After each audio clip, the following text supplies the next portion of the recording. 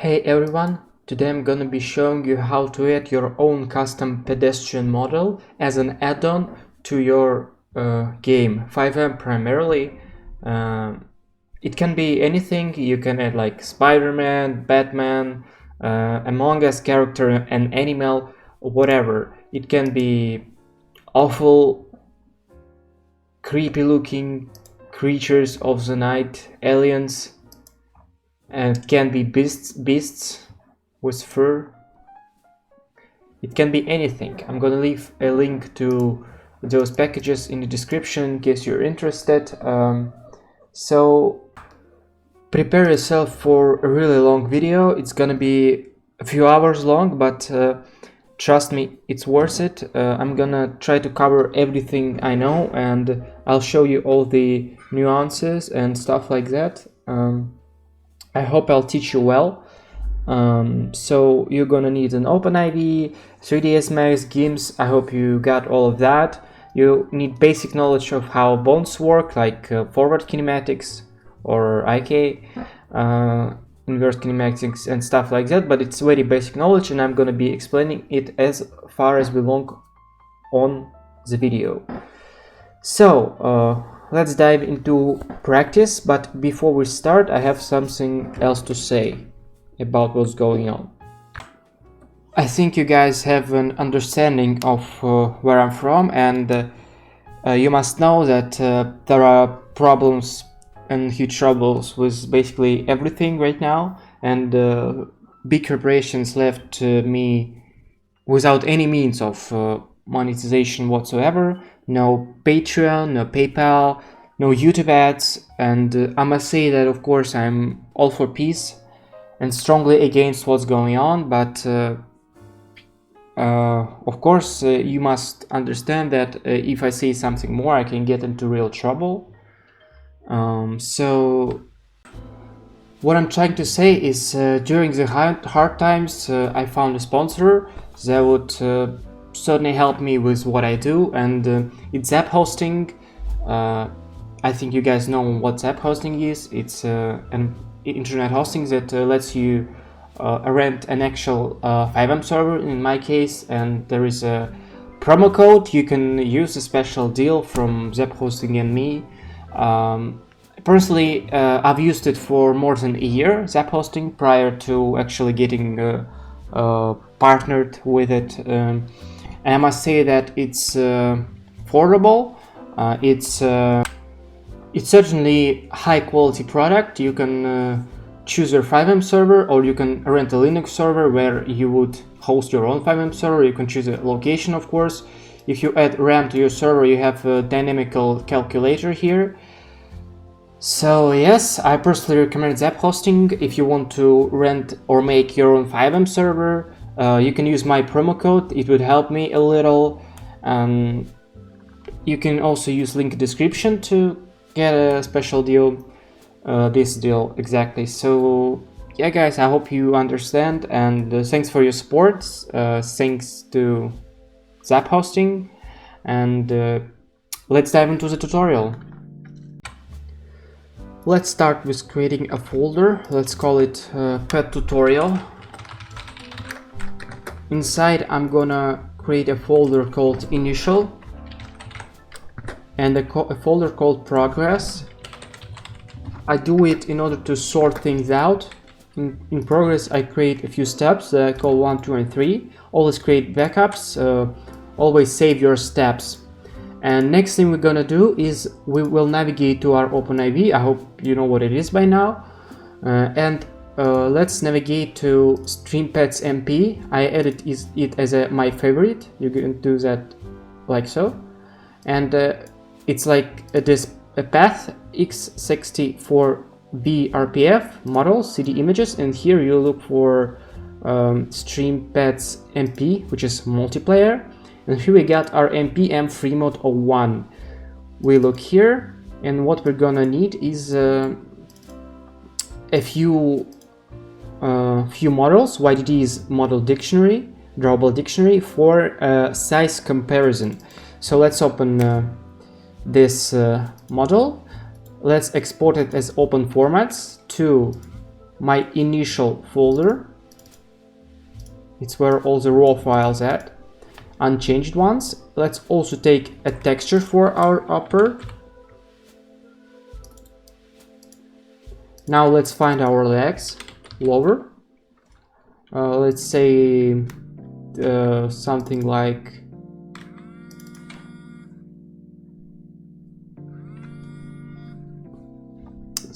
that will do.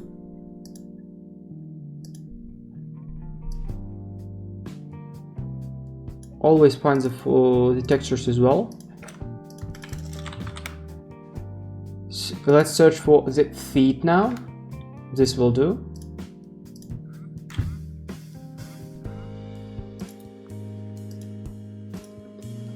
Now the only thing is left is the head. We can't go without the head. Head is actually crucial. And the textures, of course, for the head.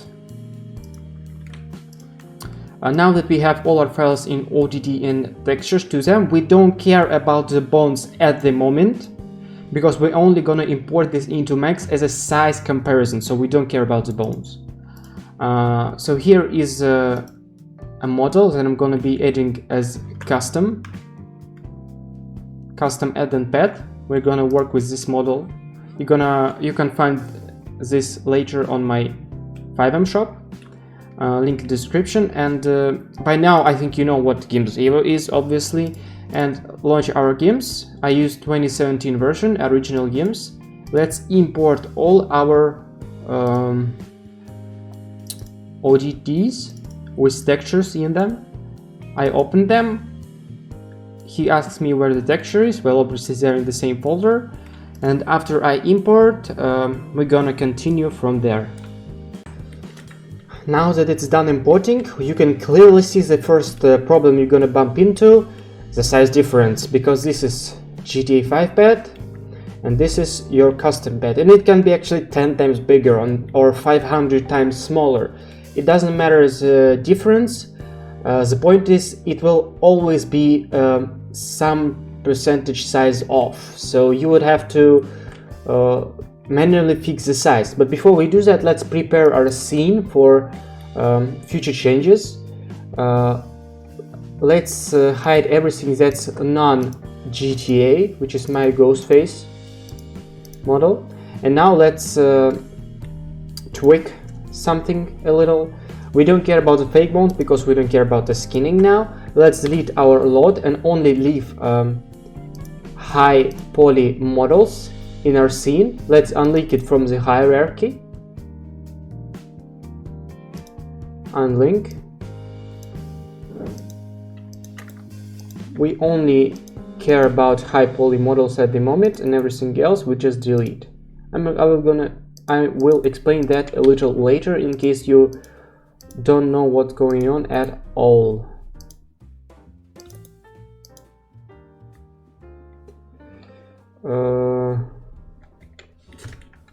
So here we are, right?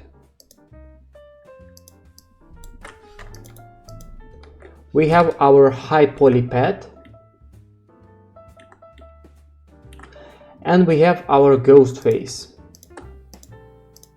with the skeleton. It's important for you to find or find in the internet, or let's say I made that myself. But if you found something on the internet, I'm not gonna debate about legislation and stuff like that. It's on your own concern. But if you find something, try to find it, well, of course with textures, but most importantly the bones, because we're gonna need to work with bones a lot in order to fit our model into GTA 5 model. So the next thing is scaling. Let's actually do that. Don't forget to always save your scene as backup, because it crashed a few times for me. Now, normally I don't suggest scaling this skeleton in 3ds Max, but now we just don't have the choice. Let's select everything non-GTA related with my skeleton and just scale it down. We can't use any precise tools because we will have to match we would have to attach all of that, match the size, and we would have to attach all of our models. But even then, you can't move your skeleton by coordinates as a whole. So the only real way to do that in 3ds Max is to actually scale everything with the scaling tool. Why can't we attach everything into one? Because one component equals one texture. So upper, lower, it only contains one texture in it, one diffuse texture. But I will explain all of that as we move forward. For now, I hope everything you need to know for now is basic 3ds Max and OpenAV knowledge. So let's scale it down. I'm sorry for that. Let's scale it down. First, we do that very rough at the beginning, but then as we move closer and closer to our GTA size, we start to be more precise, of course. Move it by the coordinates as well. Now it's not easy to understand where we are, so let's enable angle snap, rotation tool, and turn it 90 degrees. Like so.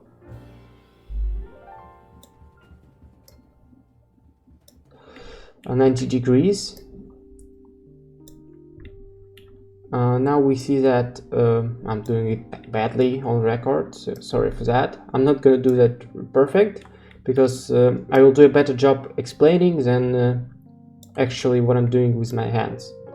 So let's see about the size. What do we watch here?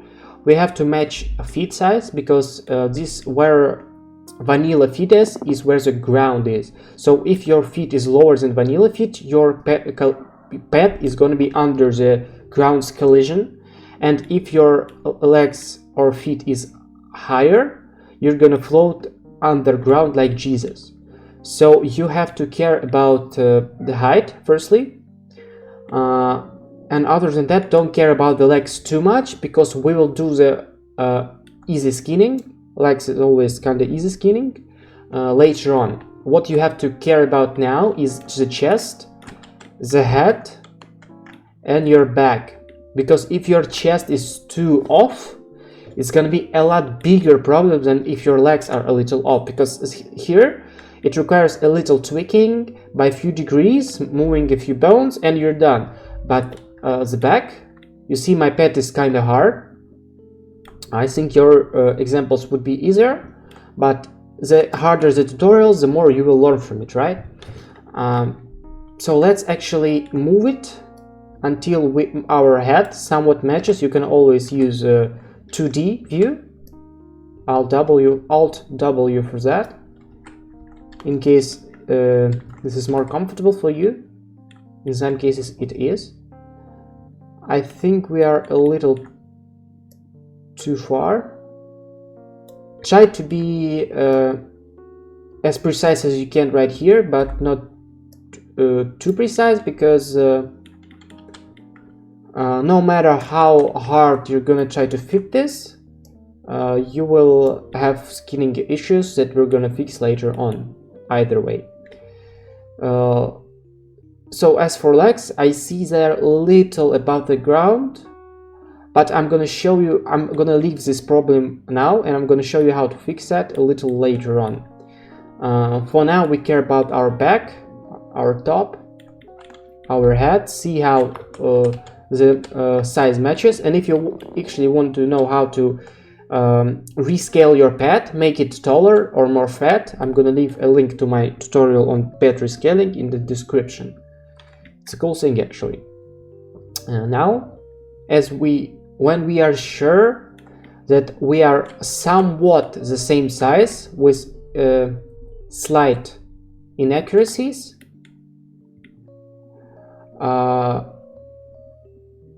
again, please do a better job than me.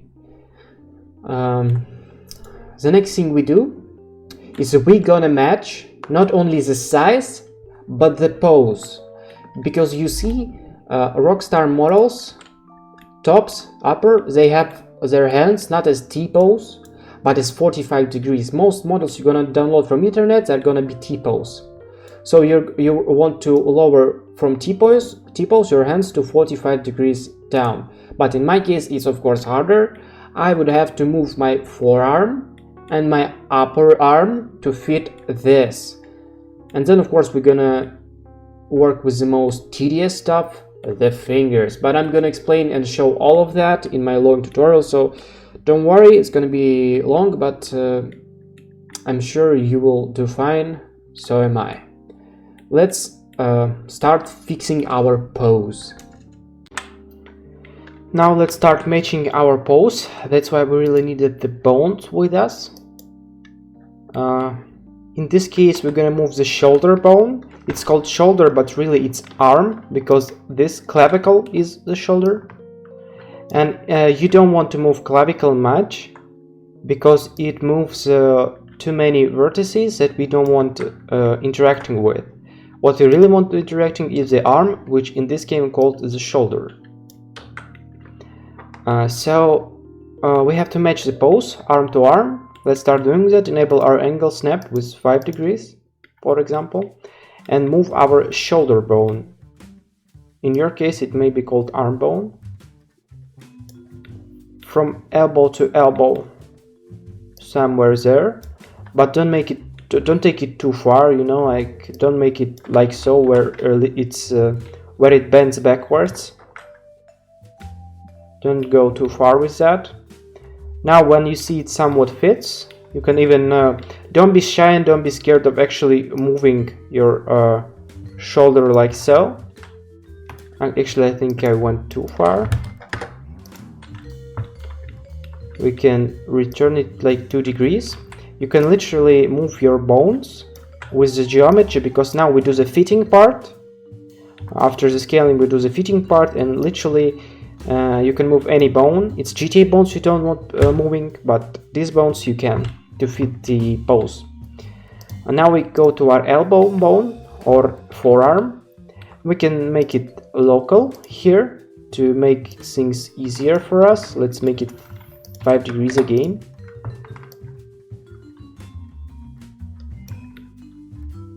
Somewhat close. Or maybe now we want to make it 1 degree back. Be steady. Now I think we want to rotate a little.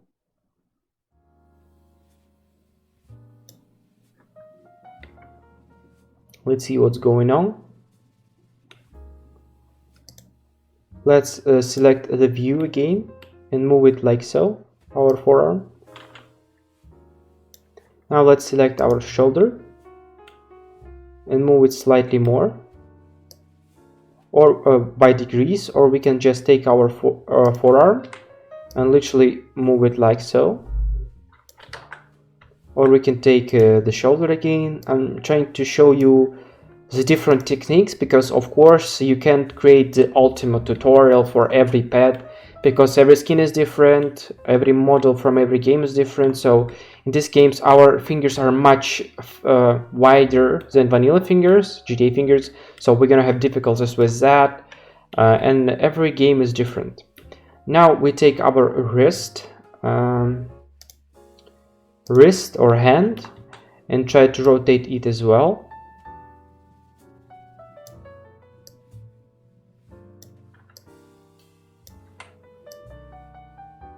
Let's try to match the size until we see it fits. Again, it's hard to be a good job at explaining and doing stuff at the same time, but if you're doing it the first time, please be careful and dedicate more time to it than the way I show it. I show you how, but you try to do it better. So what you would want to achieve here is your fingers, let's say your point finger or pinky, touch vanilla fingers. So here we're a little off here, not too precise. We can move hand a little if we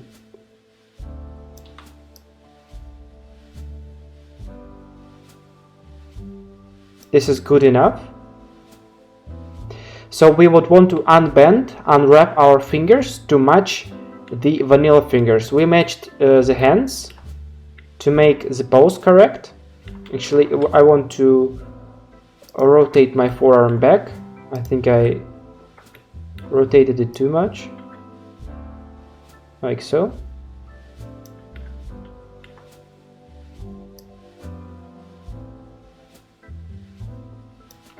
And after you made your arms in terms of angle, because vanilla arms they'll always be 45 degrees down, they're never T-pose. And if your model is T-pose, all you want to normally do is lower it 45 degrees. In my case it's a little harder, as you see, but as I said, the harder my model is, the more you will get from my tutorial. So now let's do the most tedious, annoying, and the longest part of the video is always gonna be fingers. So what we have to do now is actually grab each fingers individually, like of course you have to know that like this is thumb, point finger or index finger, this one would be a middle finger, ring finger, and the pinky.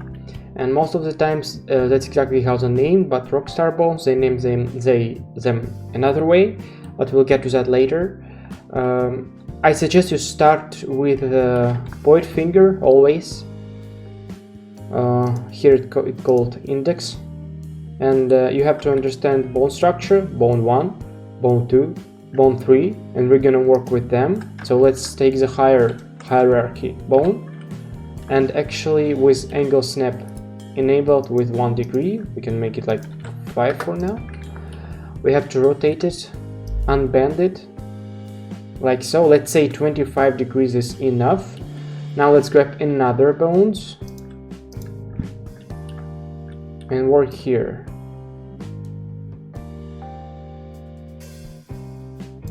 $25 seems enough here as well. I'll go with 20 here. We can see that it's a little rotated, so we change it like so, or even a whole finger, like so. But be careful with it. Now that we know we are somewhere close, what you do next is you take the higher hierarchy bone and you try to match it, like so. You can even lower it down if you are too off. Then you take your bones back. Again, it's a long process, these one fingers in particular.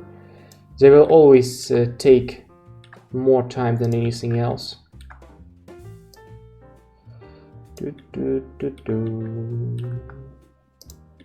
Don't be shy to actually move geometry. Like let's say this bone, you can just adjust it like so, make it longer, because our geometry is shorter. And this is good enough. This will do actually for the point finger. What we're trying to achieve here is to make one geometry join another, so they actually intersect, like so. You don't have to be too precise just yet, because no matter how precise you are, we will do fixes with our fingers later on when we actually skin them to GTA bones. So now you're just making sure that it's close enough. And now what you do next is we can see that this is what we have now. One finger, as we adjusted one finger, others don't look great, but that's why we have to work with them as well and do basically the same procedure. So let's continue with other fingers. Let's grab our middle finger, and it's good if you remember the degrees. So it was 25 if I recall correctly. 25 here, 25 here, and 20 here. Now it's basically the same procedure. We can see that this bone is unaffected just yet. Now as we move it, you see it kind of fixes, because we narrow them down to somewhat same position. Now we can see that it lacks some adjustments.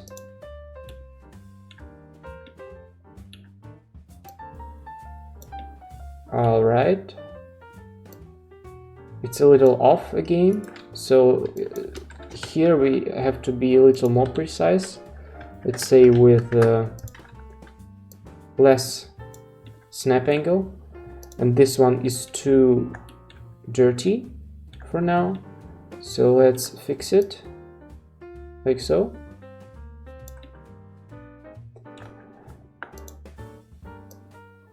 And since it's shorter, let's prolong it. Make sure you pay more time to your fingers than I do while I record. So now you can actually move the geometry like so.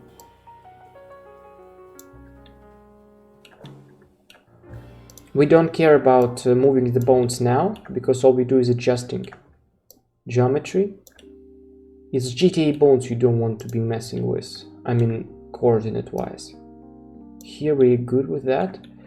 So let's see, it's somewhat precise, but I would say I want to rotate it a little more.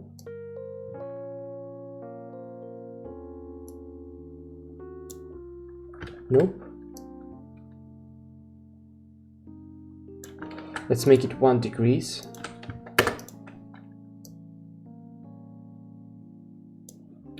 Let's see. Yeah, it is better. Now I see that this must be rotated like so a little. So it's all kind of approximate. When you see that you have to adjust anything, you just try and see if that works or not. This is good enough again.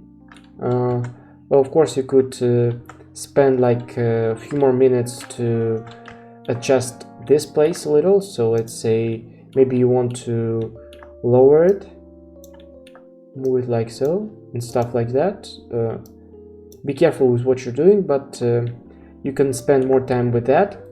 And then you move to the ring finger and the pinky. Let's move towards them. Again, the only reason why I pay so much attention for the fingers is because they are crucial for your model to look realistic. Either your hands will be played like a plane, you know, like so, or your gun, you won't be able to handle your gun. Your fingers will be messy. If they don't work right, your model is basically cooked. Let's take our ring finger, and they're the hardest part. I pay a lot of time to it because if this is the first time you're gonna rig a pet from the beginning, you're gonna spend the most time on fingers, and this is why I'm trying to provide a lot of material and times, and give you guys a lot of a big video where I work with fingers to make life easier for you, because the techniques I show and will show later, it's something I learned with experience, and I hope I will save a lot of time for you guys. So yeah, for now the process is kind of the same, but we're starting to run into our first real problems. Firstly, let's try to fix the degrees a little. Now we see that our finger intersects with another finger. One thing you can actually do when that happens, as this and it will happen often as you move towards the fingers, you can change your rotation point to local. Now it will be a little easier for you to move your bone, because it will change the position where it counts the degrees, if that makes sense. But now we have to be careful with the values.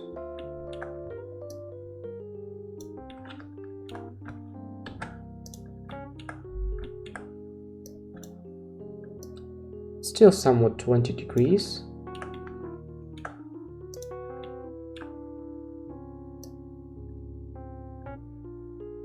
We can see that it's not a straight line here, but we will fix it in a minute. First thing you do is you fix the angle, and now you fix other axes. Let's say like this. Still kinda not straight. Maybe like so. My fingers are kinda messy. I mean my geometry. Yours is probably gonna be easier, but again, the harder my model is, the more you're gonna learn from it.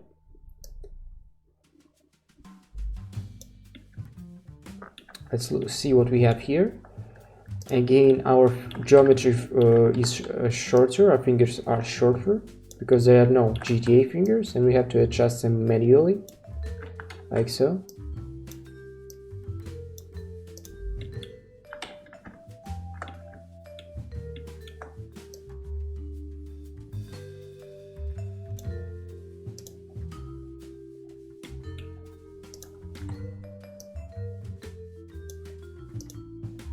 Don't be shy to move bones individually. This is almost good.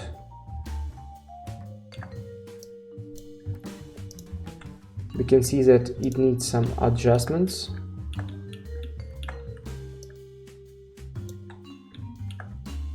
Just a bit.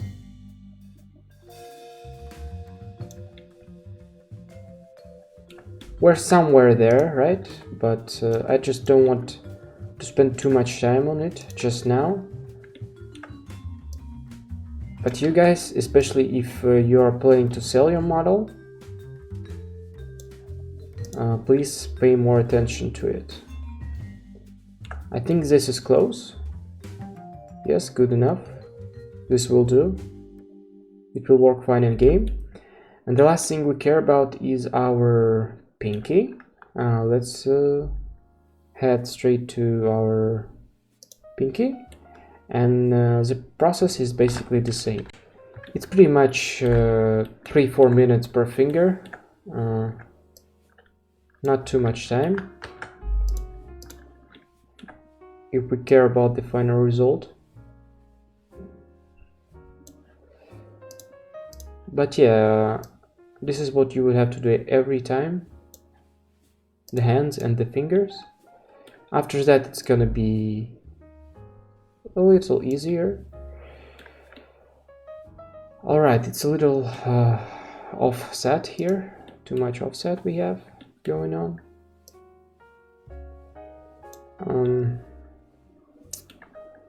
It's gonna be a little harder here.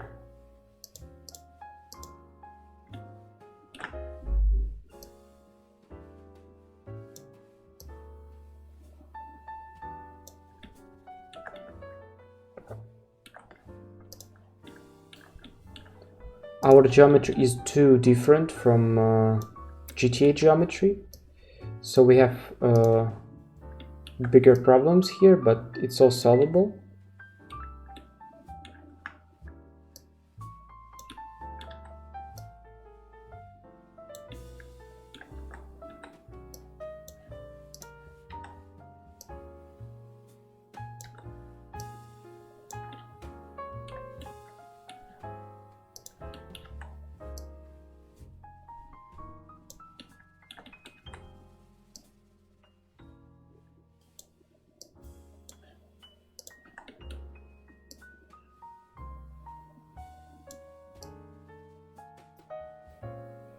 Here I don't want my pinky to intersect with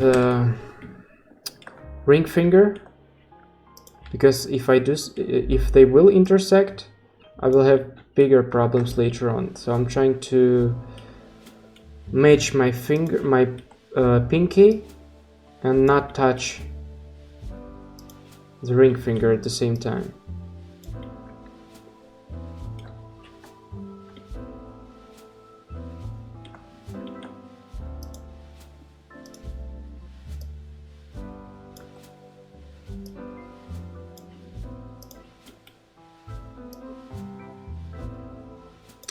Oh, we have skinning issue here actually.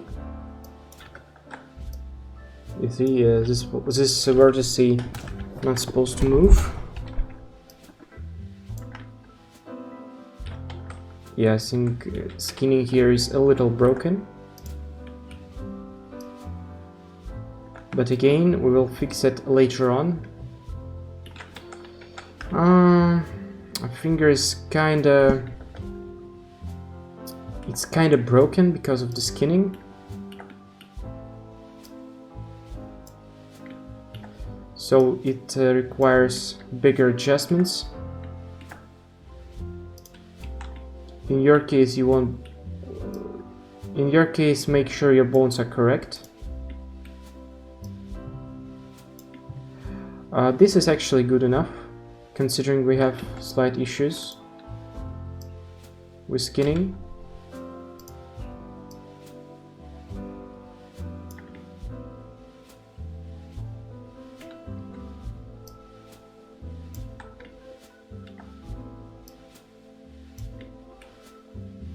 We will try to fix it later on.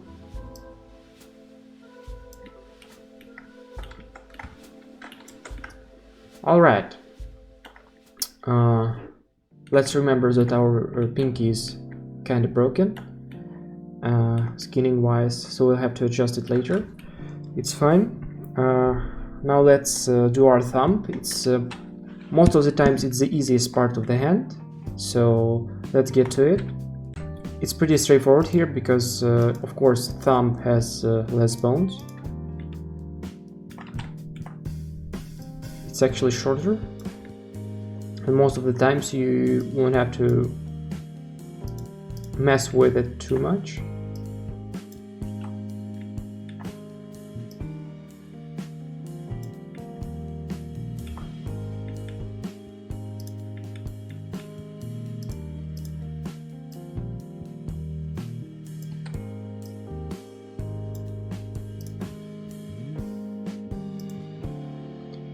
We have to grab this bone. It's always located here to make our degrees right and lower our thumb so it matches.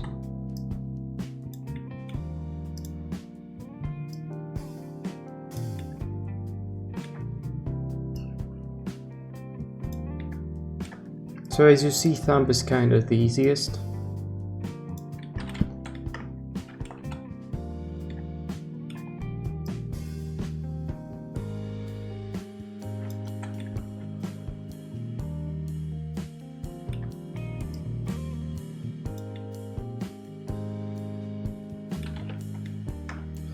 This should do the job.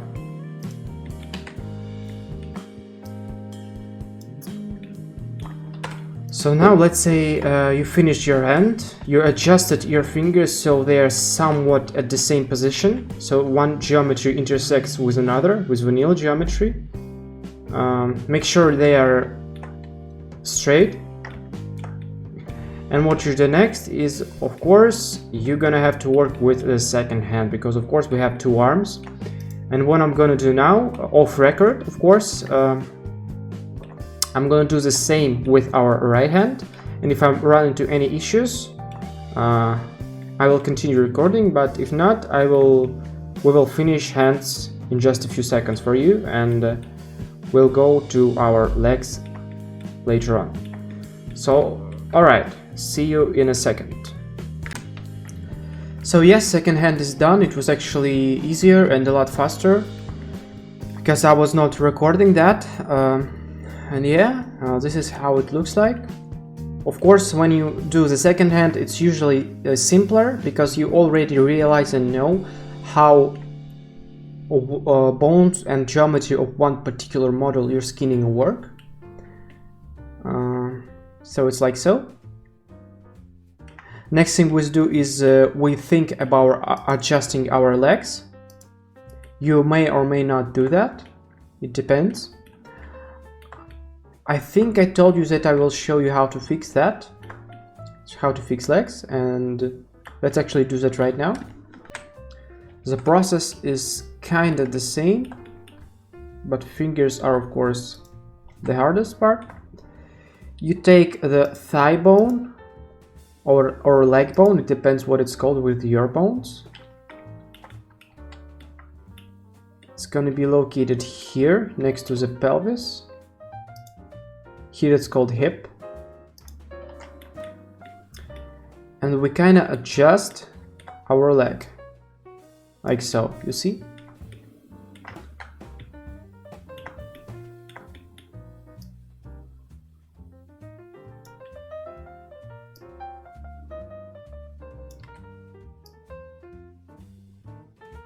Again, you don't have to be too precise just now. But as you see, it's a lot easier than us fixing the chest and our back later on. Legs are easy. Boots too. So once you matched your legs, make sure they are on the same height as well. And once you've done that, we are somewhat done with fixing our pose. So the first part was the scaling. Now we fixed our pose with the fingers and hands. Fingers being, of course, the hardest part. And the next thing we do is actually start our basic skinning and attaching our models and thinking about our components and how we're going to divide them. So let's head into that part. And again, don't forget to always save your scene. It's extremely crucial. And also make different steps of your scene, because some changes cannot be reverted easily. So as I said, let's hide all our vanilla models just now, because we don't need them anymore. What we care now is we have to carefully think how are we going to divide our components, because it's crucial to understand that one component equals one texture. So one component, which is, let's say, upper, can only be assigned with one texture. It can be two material IDs. It can be two materials, like let's say it's gonna be emissive and ped default, few shaders, like right, two shaders. You want something to shine and others to work like a cloth. It's two shaders, but it's gonna have to be one material. So it has to be one unwrap. If we go and look at vanilla GTA 5 models, what we're gonna find here is each, like say upper 009, right? It's upper, and if we look for the text, the YTD texture dictionary for it,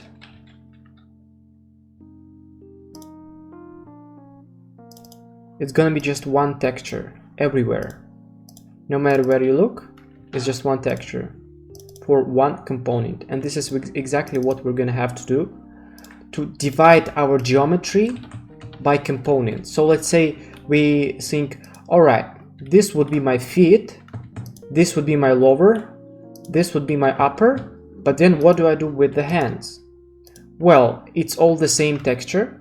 By the way, when you skinned, after you skinned everything, and only after you're 100% sure that your scaling is right, that your bones is right, that your pose is right, and your fingers are, you collapse all modifiers on all of your geometries, so they are not attached to the bones anymore.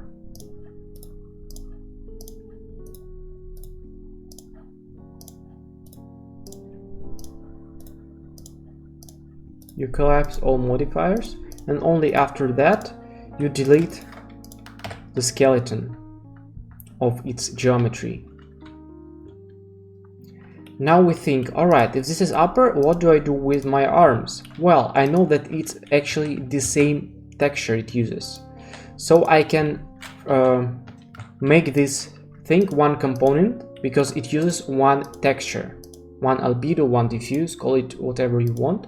So I attach them, and I make their material same ID, which is 1. And as you see, they're using the same texture, and this would be my upper.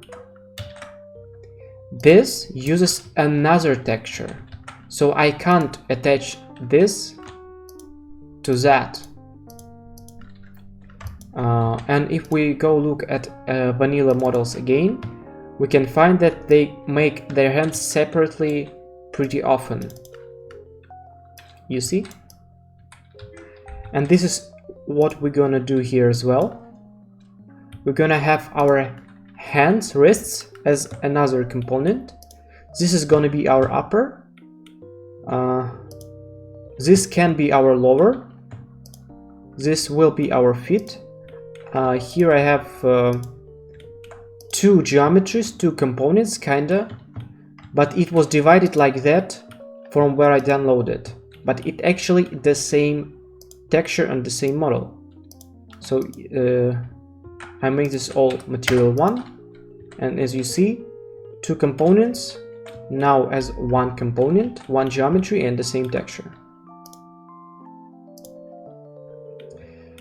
So this is going to be our mask, like berd. We have this as well, and the hood. It's a separate texture, and I will make as many divisions as possible to show you guys how actually do that. If you have like a bags or stuff like that, backpacks, radios maybe, I will divide on as many components as possible. And now after you are sure that how you divide is right and you know what you're gonna do next, how you're gonna call the stuff, let's start our skinning. And to actually start a new chapter on this video is attaching our geometry to vanilla geometry to transfer the skinning. What I now think about is if we make our upper separate model and our lower separate components, we're gonna have problems with our coat moving with our legs, because let's say our legs are moving, but our coat does not interact with them. And if we make our lower and coat separate models, we're gonna have a lot of trouble skinning it later on. So let me actually show you guys a trick of how to combine two unwraps and two textures into one unwrap. So what, as I told you, one component equals one texture. So lower was one texture, and our upper is another texture. So we have two textures right now, but I want to make this into one component. How do I do that? So I have two different textures right here. This is my jeans and this is my body. First things first, we have to resize it to appropriate size. This is way too much for GTA. We have to actually mix this 512 at best. Now we save it as DDS. Somewhere you know you'll find it as DDS, and do the same for the jeans. You change its size to 512.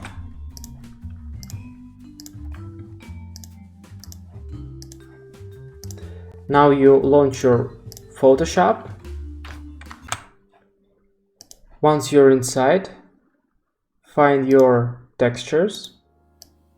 First you drop the body, or like whatever, then go to picture, canvas size, make it width double, so it's 124, and let's make it to the left.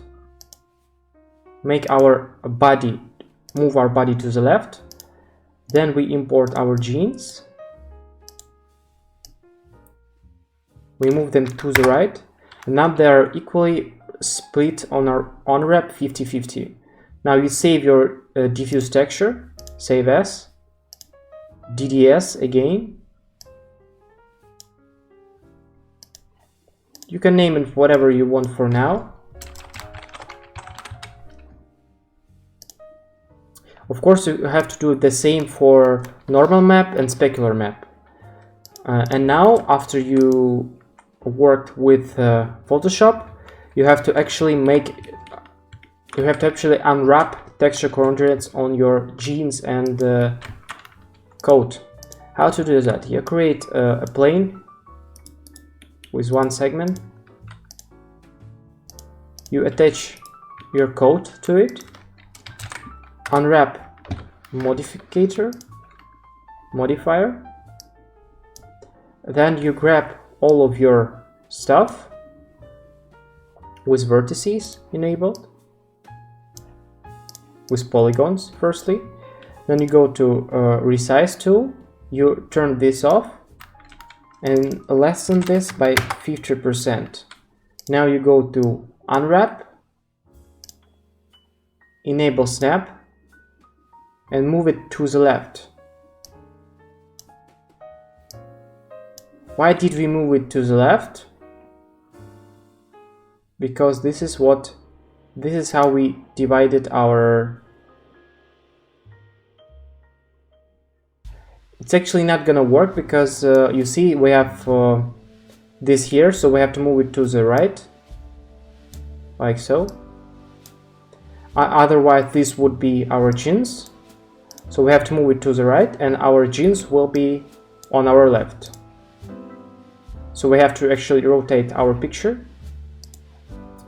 So now after we're done with unwrapping one part,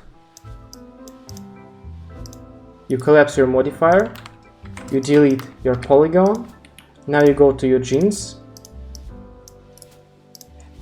and the procedure is the same.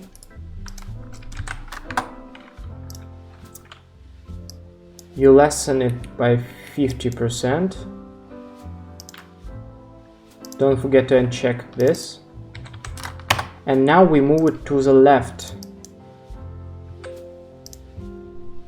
like so. You collapse modifiers, delete your polygon. Now we have our, you can clearly see problems, but they're gonna be fixed in a second. Now let's deal with this. Let's move it this time to the right, 1024. Now we import our jeans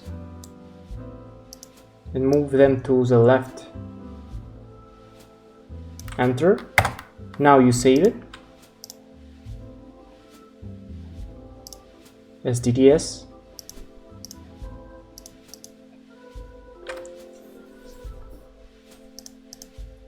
And now the magic happens.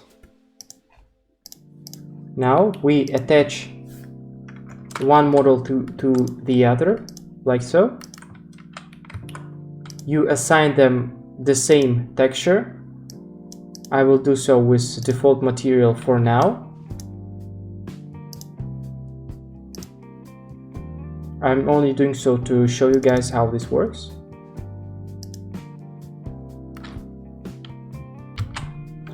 Once you found your texture, just open it. Don't forget to turn your show shade material in viewport on. And as you see, it works great now. We have the same material, so now it's all one material AD, but two textures, you see. So now this whole thing can be one component. Firstly, we adjusted our textures. We have to do the same with normal map and specular map. And then we adjusted our unwraps, our geometries unwraps. So now, after we did the trick, we are 100% certain with our components. Now let's finally start our skinning. We're gonna use Toby's website, where we find components and geometry to attach to our geometry. That's where we find vanilla models. So let's sort it out by JBeep to find a code of some sort. So what we're looking for here, we don't have a hood on our upper, so we can't use the hood models. But let's say these ones are too short. This one's better, but still a little too short for us. I'm not sure if GTA has a code. This is actually good enough. Or this one. This one is longer, so it would be a little easier for us. Let's take this one because it's closed. This one is just longer. I think this will do. Let's navigate to MP Lux DLC. We go to our DLC packs. You go to your DLC list. You search for Lux or Lux. It says 0, which means no index number here. You go to DLC RPF, X64, models, CD images, mail, because it says M. And here we got our, oh, it's actually O2, MP Lux O2. I just found it right here. We go to MP Lux 2 and models, CD images, mail. And here we have our MP M3 Mode 01, MP M Lux 02, and we look for JBeep 000. Yeah, this is our model. Let's export it to somewhere we'll find. Ped tutorial, we have our progress folder. Let's export this to folder called 1. Now we export with the textures, and now we care about the bones. So we go navigate to this path where we have our FreeMode folder, and now we export MP M3Mode YFT as .scale. And if in the beginning we didn't care about bones because all we had is our scaling, we had to scale our model and match the pose. Now we care about the bones because now we are at the skinning part. You take your ODD's or YDD's name and you rename your .scale to your ODD and you space full. This is just how GIMS works. Space full for him to import all the bones. You launch your GIMS.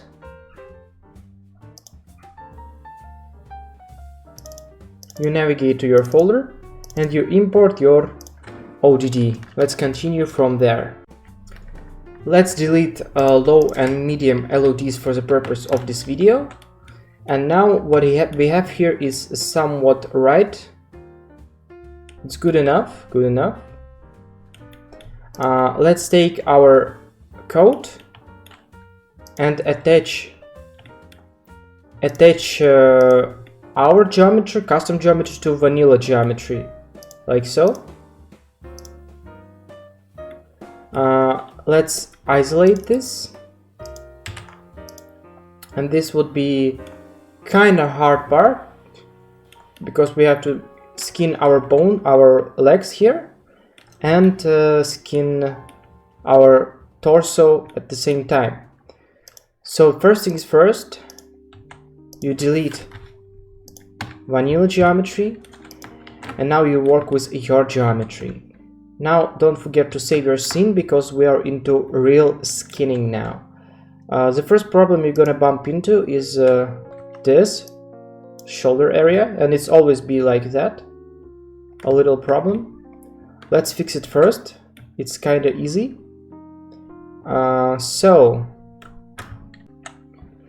When you hold left Alt and you left click, right click on the bone, you click freeze rotation, and now no matter how hard I rotate it, I just left Alt right click again, rotation to 0. So now I raise my hand and I see what's fucked here. I go to my bones, I take my arm bone, it's called upper arm in GTA. I select vertices. So of course each vertex has its weight. The more red it is, the more weight it has, the more affection. The more blue it is, or dark blue, the less weight it has. You enable the weight tool. Now you grab the vertices you see are working wrong. Let's start with the obvious part. This one shouldn't be affected by upper arm. We click 0. It shouldn't be affected by arm roll. We click 0. Same story with these two vertices.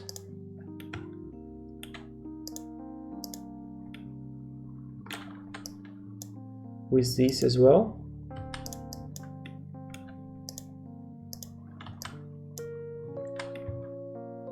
Now we look for this part and try to fix this.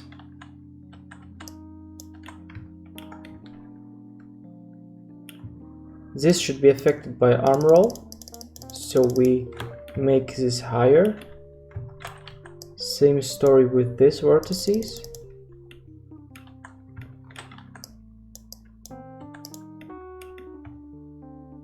So you just kinda look what's going on where. Like, I see this is going way too far.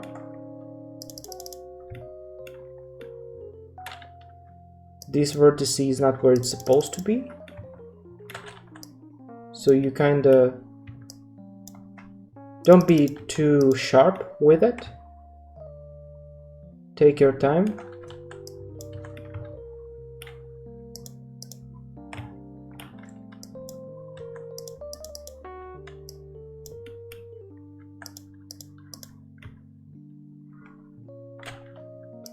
Sometimes it takes more time to figure out what's going on.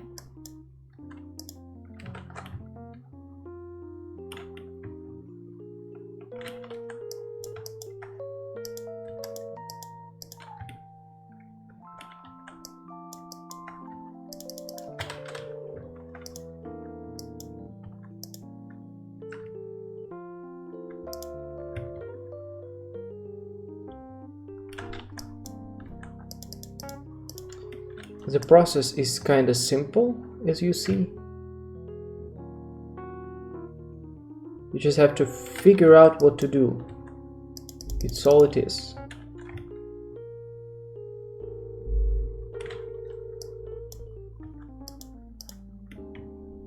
Just make sure you are correct with what you're doing.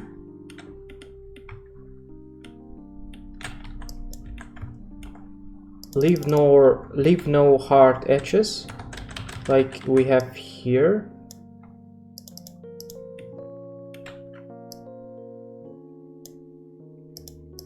Try to make it as smooth as possible with your geometry.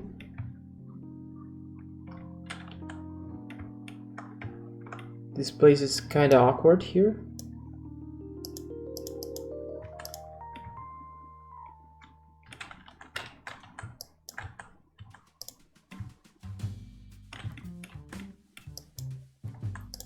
And this is how you deal with this.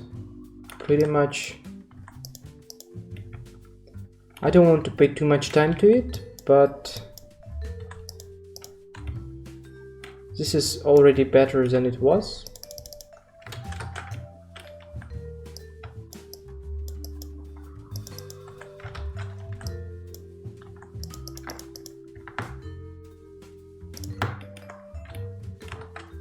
This shouldn't be affected.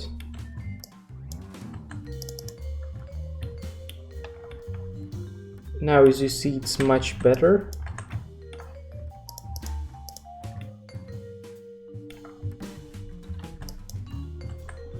Don't affect vertices like, you know, accidentally. Make sure you're selecting what you're working with. Now, after it's better, try to give it as much time as you can, because now it's actual skinning. You have to be precise. It just has to look good, right? We can select it AOE if we know what we're doing.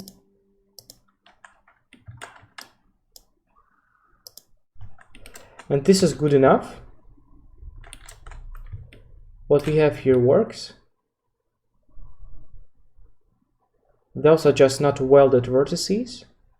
After we weld them, this problem will go away. This can be moved a little. And yeah, this is just some adjustments. You look here and there. This shoulder area will always be a problem with whatever model you're working with.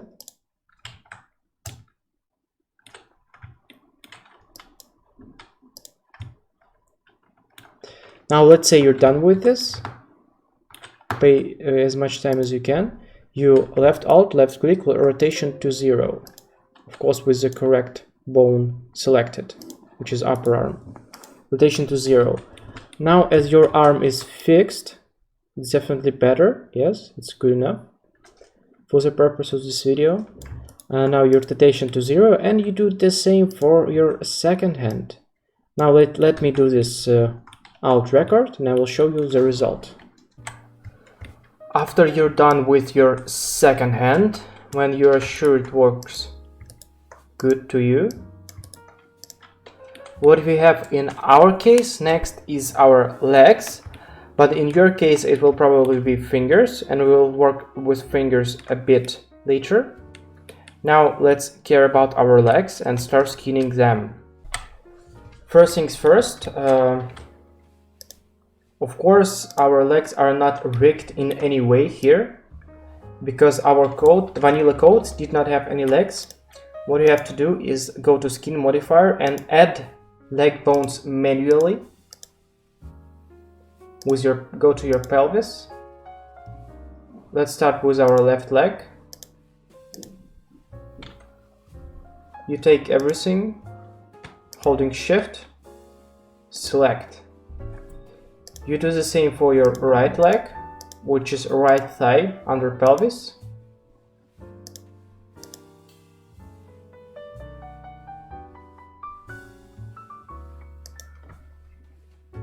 And you add this as well. Now, of course, it still doesn't move. Well, it attached some vertices, but of course it doesn't react correctly. So now we manually skin this part, and don't be scared, it's kinda easy. I just hit all the code polygons to make it easier for us to skin.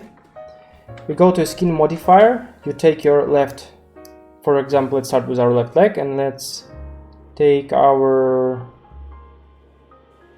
left thigh bone.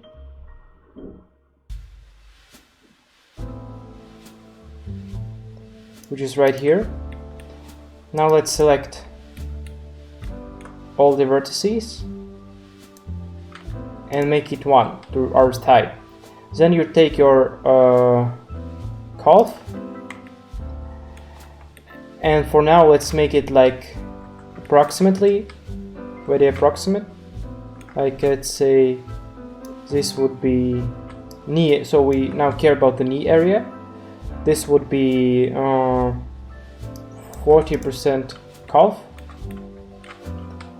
and this would be 100% calf, more like this, and the rest would be foot bone. It can be also divided with thigh or with calf, like let's say this doesn't have to be 100% foot. You can make it 50% foot and 50% or 40% thigh, like so. So now we take our bones, let's say left calf, we freeze rotation and we move it. We see that it's not right. We go to our skin modifier, we take our calf, left calf, and we fix what is not working correctly. The easy way is to just copy weights from the vertices that work right and paste the values, like so. But right here it's not going to be that easy, but actually we can do it like so. And they will work kinda right. Still requires adjustments.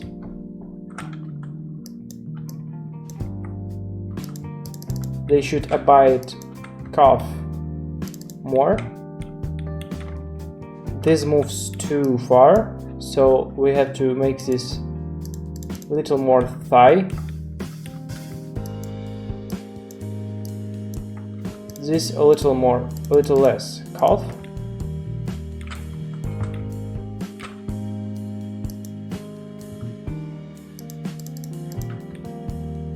So you move it like so until you're sure your knees are working right.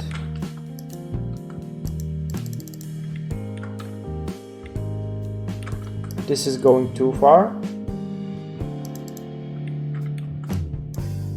That's why I don't want to make something 100%.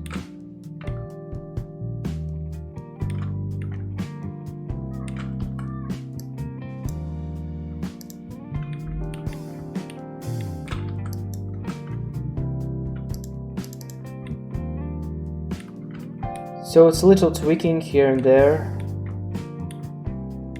This area, I don't like it. Let's try to make this a little more smooth.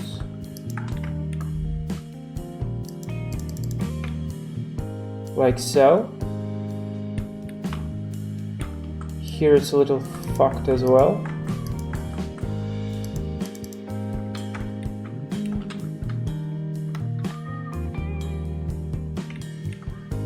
Yeah, it's better now.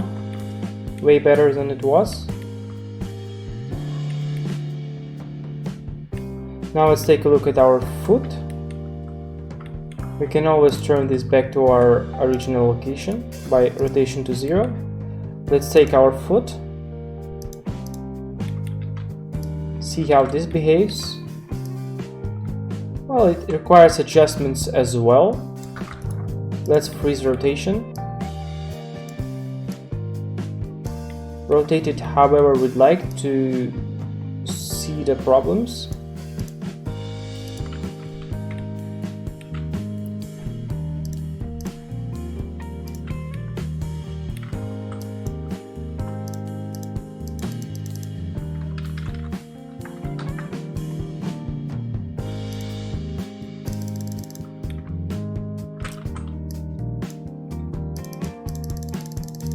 You have to pay a lot of attention to your knees, your thighs.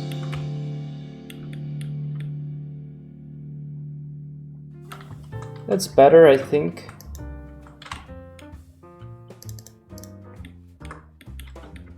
Now, after you're done with your foot, you have to do the same for your second leg, because we didn't skin it in any way just yet. So I'm gonna do the same, and then after we're back, let's continue from there. Now, after you're done with your legs, make sure they just move right with their thighs. Of course, you checked your calf, you checked your foot. And one thing I want to say is don't be shy to actually manually move your geometry, because this one, for example, is too sharp of an edge for GTA, so you can actually move it like so. Smooth this a little, and if this is too much of a too deep, you can just don't be shy to play with your geometry if it doesn't look realistic in GTA or for GTA. Like so, and here as well.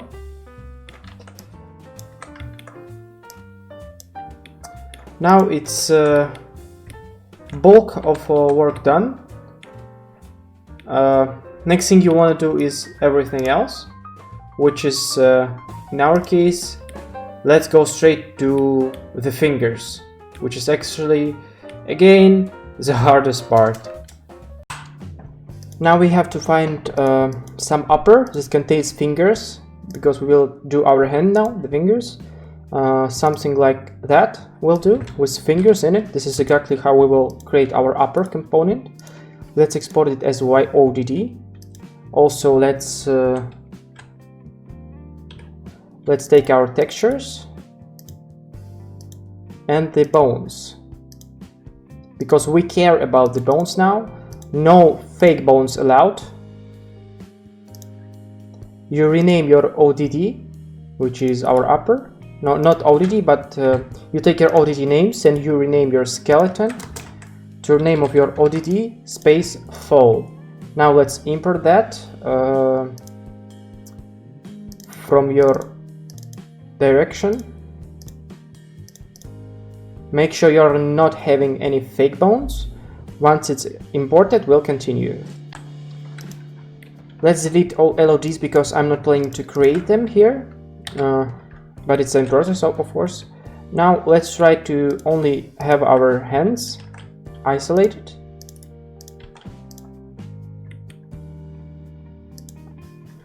We see that it's not the best alignment in the sense of actual hand.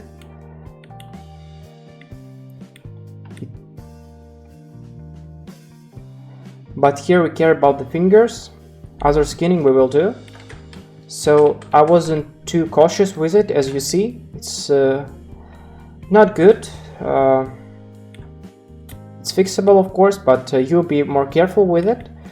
Try to match your hand, your skin. Now we attach two vanilla model with vanilla bones, our custom model. We delete vanilla hand, and now what do we have here? Kind of have our hands, right? We had our fingers close, so they're mostly fine, but the most irritating problem is that no matter how close or how good you're with aligning your fingers, you will always have problems like that. Some vertices are assigned to another finger, and if you take something like here, it's called the third finger, so it's like 1, 2, 3, and pinky being the fourth one. Here in Rockstar it's called like so. So if you take your third finger, which is a ring finger, we'll have bigger problems with taking vertices from few fingers, and this nightmare we will have to fix. So again, I will try to show you the easiest way, and the easiest way is going into your skin modifier, and then you edit envelopes, you enable your finger, which is let's say we start with point finger, and now we kind of fix whatever we know doesn't supposed to move with finger 1. So finger 1, 0, 1, 1, 1, 12, or just 12, it's point finger, index finger, so of course middle finger shouldn't be affected by that. We open the weight tool, and everything that's affected by point finger on the middle finger, we just turn to 0. And this turns the process into much faster and easier process, because we are kind of fixing it in advance, because we know how, for example, this shouldn't be affected by index finger for sure, so we just 0 it down, and we basically fixed our index finger. It still requires some tweaking, but now we can go to our middle finger and let's say, alright, here middle finger shouldn't affect point finger, so I lower it down to 0. Same story here, so it's 20, 21 means it's middle finger. It's affected here, I see. You judge by the color. Here it's affected. You take your finger 21, this should not be affected, of course. Let's see. There is an issue here, but this is kind of trouble area. It's hard to fix it just now. I will show you how to fix areas like this later, once we're done with this part. Now we go to our third finger, so as you see, quite fast. Now we tell the third finger, and of course it's the most important and hard finger, because it will always take vertices from middle finger and pinky finger. This is why here you must pay the most time, but the process is the same. We see on finger 2, which is middle finger, everything that's finger 3, we turn it down. Or you can just, copy weights of, vertices that works right. You select nearby vertices and you hit paste. It's one of those. Can be done here as well, but be very careful, because this is where the troubles begin. you are being very careful here. I see that for me it's more convenient to copy and paste this area. You see here it's almost not possible to fix for now. It requires too much of a going in and out of geometry. So let's say let's take our third finger. Here it's unaffected. We see affected vertices. We turn them to 0 again for middle finger. Now we see that the middle finger is unaffected mostly, as far as we can tell from now. Oh, here it's still affected.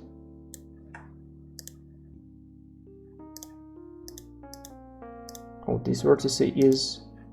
Oh, it's third finger. So no matter how you zero it down, you see it will still be attached to some third finger bone. So here it would be easier to just copy the ways of working vertex. It's the fastest way. And just paste it here.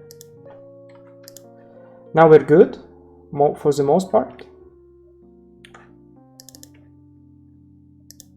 Wait, it didn't assign my weight. Now it works. Now you fix your pinky. Again, it's the same process. You're trying to be careful. Very trouble area here. So that's why I told you that, that's why I made my pinky finger and paid a lot of time to it, made it not straight, because this is, if they did intersect, it would be even bigger nightmare and mess right here. So you have to always think about your pinky and ring finger in advance, because no matter what, this is where all the troubles will be.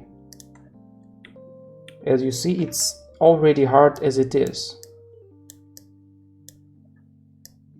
and I made it like fast, but not that bad. But you again do a better job of me.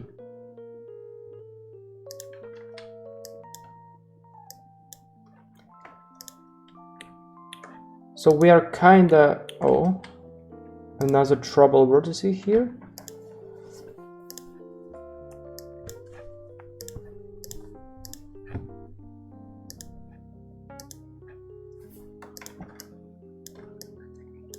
Now we are kinda done, I think, with basic skinning for fingers. Now we go to more advanced one. So you remember it was a nightmare everywhere. Now we just left click, freeze rotation. Now you see it's much better. We see like 2-3 vertices that we missed, but for now we're like raising this finger, our point finger. Don't forget to freeze. We go to skin. We're like, oh, it's still attached to finger 2. You zero it down. You watch. So, oh, I see something going on here. You see this vertex moving somewhere. Oh, these two. And here it was something going on as well. I think. Not sure. Oh, right. So this follows finger 1 too much. You shouldn't follow it at all, actually. Let's copy it this way. Paste it here. Kinda done. Now we have something going. Oh, it's because it's under the finger and we didn't really touch that area. You see, it's kind of problematic here. It will always be problematic. Let's start fixing these problematic areas.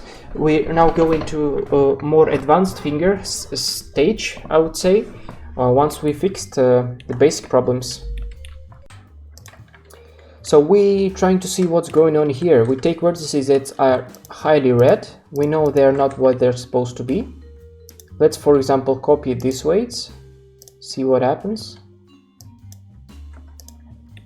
Yes, it's where they're supposed to be, actually. That's better. So you see, it's you take your time investigating what's going on here, and you fix it manually, vertex by vertex, 4 fingers. Later on it will be easier, but for now it's vertex by vertex, manually. Oh, something is going on here. This we'll have to fix. This should go further.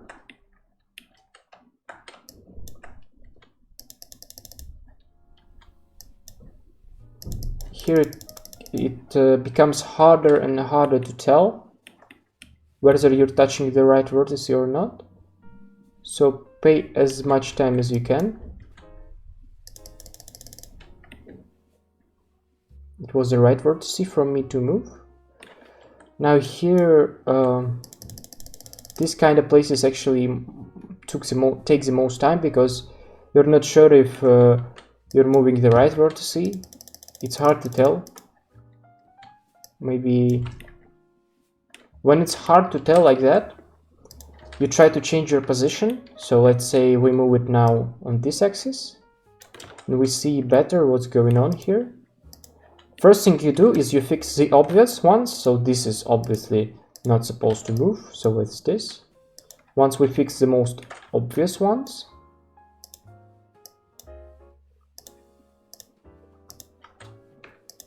why is this not doing anything? Oh, it's still attached to finger 1. Now we kind of see what's going on. This should definitely go somewhere here, I say. So I'll copy these weights. Yep. There is a vertex that's going too far, that's hard to see. It's right here. Let's try to bring it back, like so. Let's copy this weight for fixing these 2 vertices. This as well. Oh, this is going too far. Let's bring it back. We have to move it to like, because you see vertices that are between 2 fingers, they must be attached almost 50-50 to both of the fingers. Because of course when you move your finger, whether you're in gloves or whether it's your skin, the area between the fingers, it will move as well. And this is what we're trying to achieve here. Of course, this will not how it will look in game, because we tweaked it in the way and turned it in the way it never turns in game. I mean the bone, that's why it looked kind of scuffed here. But it's the easiest way for us to see where all the problematic areas are.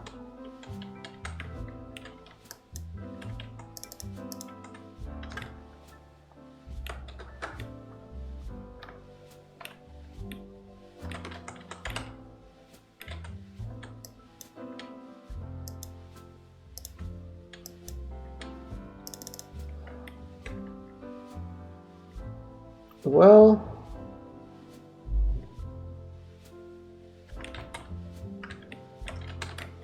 this requires some tweaking, but I think I will leave my point finger at that. The next thing you want to do is like raise it high and see how vertices behave. It's better than it was. Here we have problematic area because this is how our geometry is structured, you see.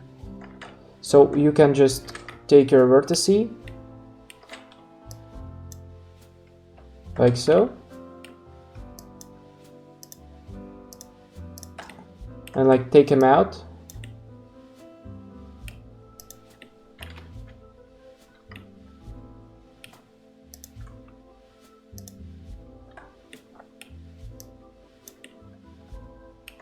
Oh, it's not welded. Next thing you do, after you fix, let's say, the first bone of the finger, you freeze the second bone of your finger, you move it. You make sure that no other bones, no other fingers are moved. We see that here there are some troubles with it. This is going too far, so we kind of grab our next finger and we fix this. like so. Some very few moves, like so. And for the last part of the finger, you move this last bone. You see that, make sure that it moves fine. I think I'm okay with that. It's mostly good. Now, because we fixed this finger, other fingers like middle one will be easier. So I freeze this rotation, I move it. We can see some vertices that are fucked. And once we fix our middle finger, it will become easier for us to work with index finger. So let's move our finger. We can see that we have troubles here, but I don't suggest you welding just now. We should have welded before we attached the geometry, because if we weld now, our skinning will go away. I will show you that later. So now we deal with what we have, unfortunately. Don't forget to freeze your bone. Again, you fix the obvious ones.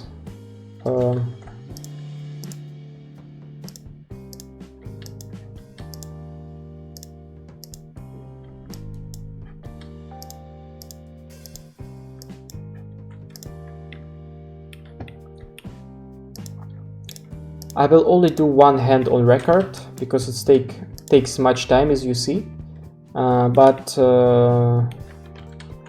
it's good showing this much of fingers, because if you're doing it the first time, I'm telling you, you will have a lot of troubles with it. So it's good if I pay as much time to it as I can, because it's the hardest area. It really requires the most time of you. And I think the ways I show, they will help people to overcome troubles like this quickly, or the quickest way. I'm not sure if quickly can be applied to fingers.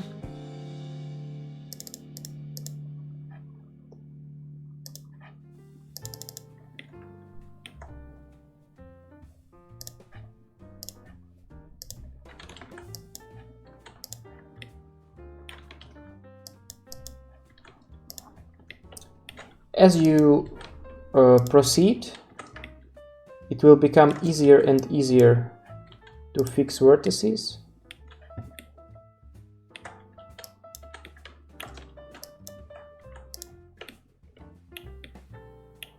What's going on here? You can see vertices that should be affected again.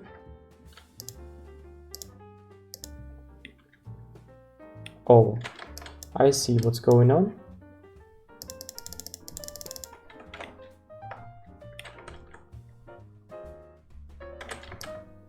Those vertices moved too much.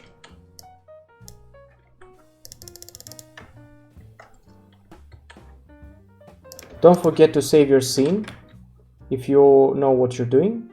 Don't save your scene if you did something wrong. This will not how these vertices will look in game, because after we weld, those problems will go away, but we just can't weld it now. Trust me on this one. So what's going on here? Where does this vertice belong? I think it belongs to finger 2. Yep. I will show you the welding part, what I'm talking about, in like 10 minutes of the video.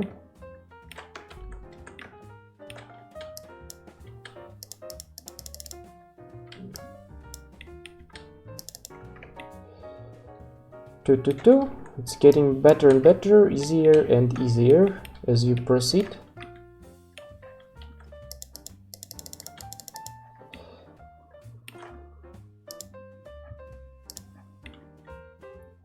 Unfortunately, you just have to pay as much time as you can to fingers. They are too important.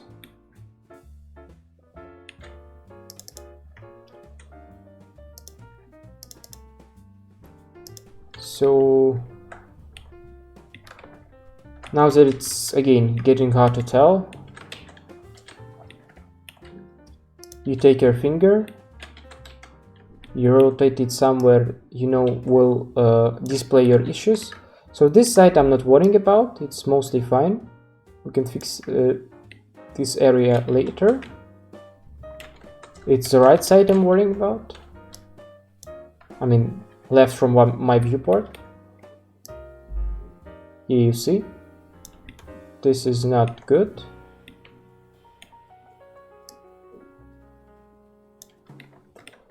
Those vertices don't want to move with the finger, and they should. Oh, they are attached to finger 3 too much. So we take him. We are not welded, so we take him like so. AOE. Oh, it's better. Becoming better. Now we see that this vertex is not where it's supposed to be. It's supposed to be at somewhere here.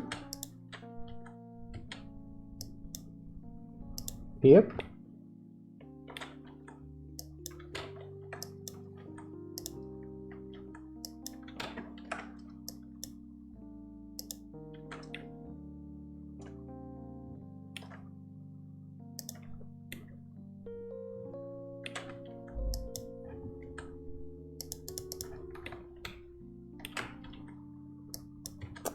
It's better now.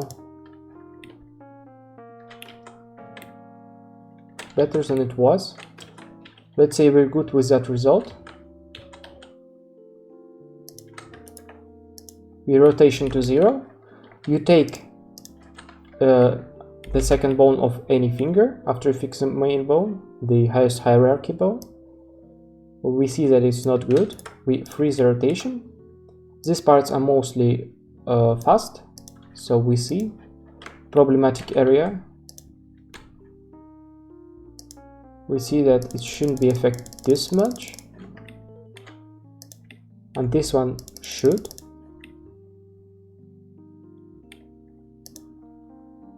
It's quite fast in fixing these parts. Make sure you don't have something like this going on. Always go around the finger.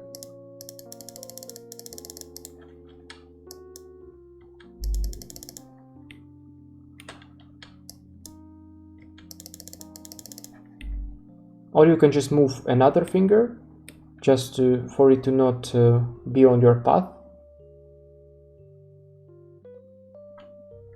But let's say I fixed this bone, and I really did actually. Rotation to 0, and you take the third part of your finger.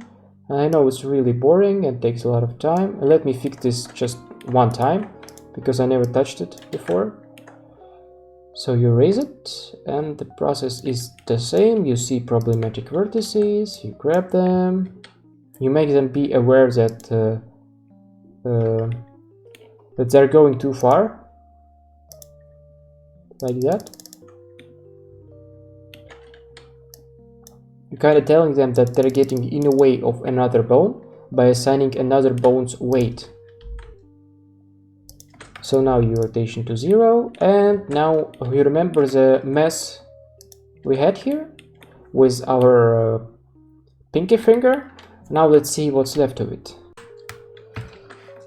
Let's move, and again you can move it by local axis if you want, but it'll make it harder if you didn't make the same axis with other fingers. So make sure to use one axis for all fingers. So if you made this one with view, don't make other with local without a reason.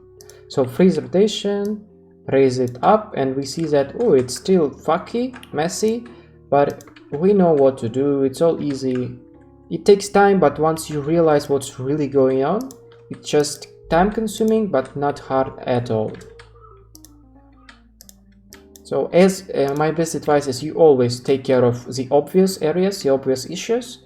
And as you do that, the harder parts, they can either go away or they become obvious too. So as you see, I'm fixing something I'm 100% sure about. This is attached to finger 3 with finger 3 being our ring bone, but we are on pinky bone vertices. So that's why I zero this whole area.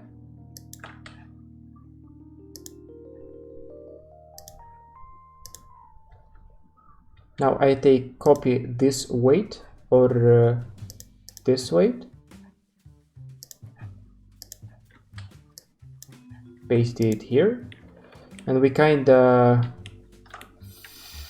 oh, now here's bad spot.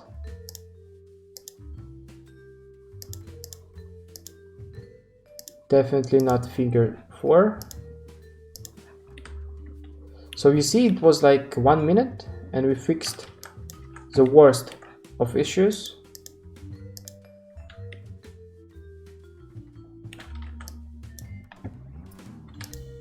Quite fast, I would say.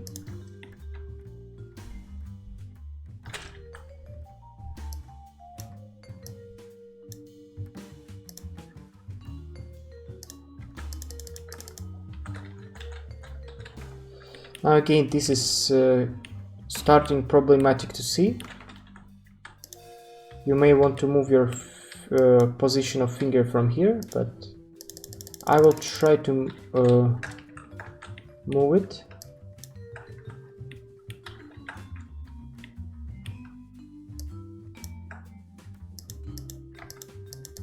I think I know what I'm doing, but again it's hard to tell from this position.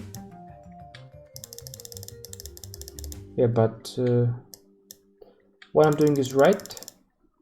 It's hard to tell always from here.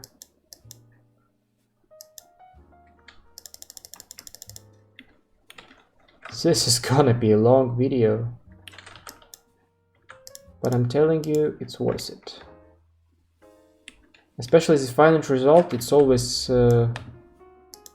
when you're done with your job, with fixing your fingers, doing the most tedious part like this, and you actually import your custom-made model. It's basically an art form. I grab my finger bone 3 and I see that somehow this hole attached to finger 3 bone. It shouldn't be.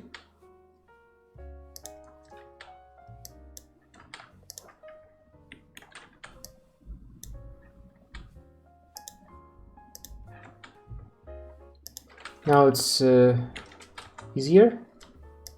Oh, this part is bone 4 for sure. Except for this vertex, I grabbed by accident. This one. Yep. Let me grab this one as well. Hop. Nice. As you see, while fixing our third finger, which is ring finger, we fixed our pinky finger as well in the process, and it will always be like this. Once you work on one finger, you kind of fix the other one as well. And again, it's really long on record, but off record, if you're doing it alone and if it's not your first time doing it, it takes less time. Don't be too scared.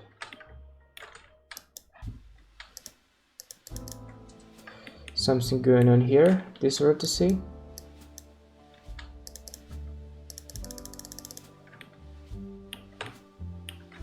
I don't like what's going on here.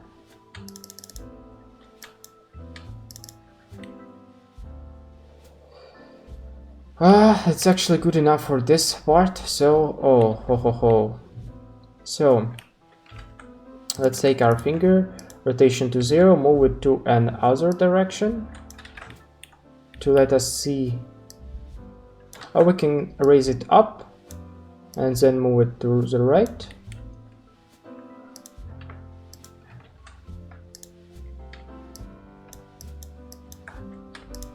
I know it will be frustrating for you guys. with doing it the first time.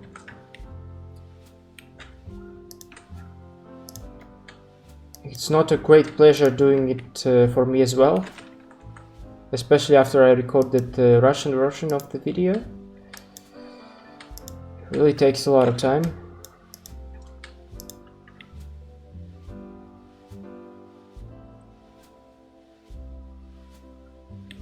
A little insight for you guys. The Russian version of the video, I recorded it in like 3 days. This one like 1 week. I took a break.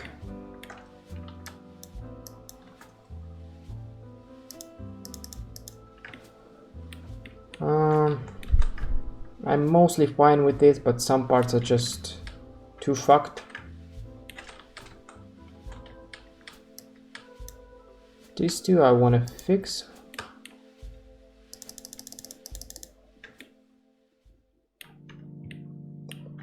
That's better. Let's say we're done here.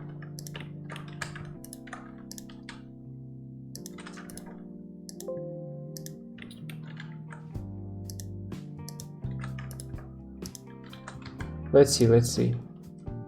Still moves something it shouldn't move.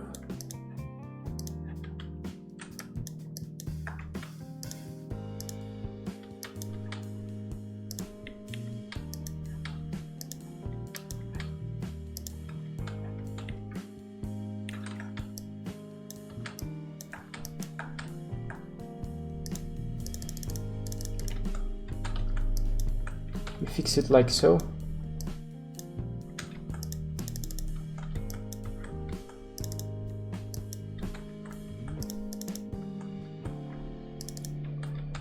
It's pretty good now. Oh no, it's...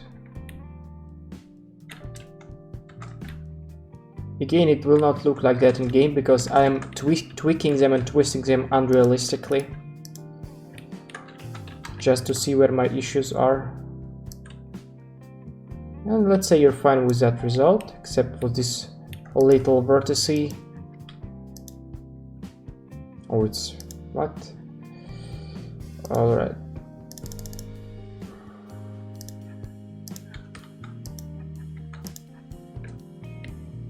Why are you doing that? I guess I should... oh. Should be like that. Now that you fixed with or done with your main bone of the finger, take the third bone. Make sure it works correctly. I don't see any issues. You take the last part of your bone. We see the issue of let's freeze it very fast. We tweak it, but this one shouldn't be moved by this, so like so. And we fix it. Now let's do the pinky, and it's only thumb left. Pinky and thumbs are the easiest part because we mostly fixed our pinky already. Freeze rotation, you move it. We see that it's not that bad. We fix some parts, very few parts. Say this bone should not be moved here.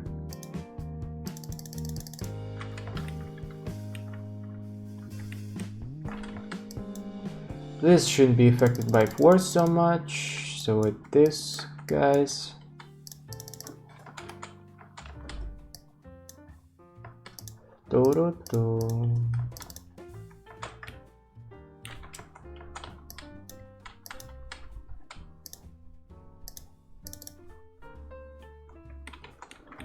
Not bad, not bad.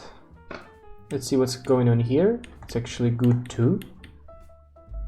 Yeah, pretty good, because we did a good job with our third finger, ring finger, rotation to 0.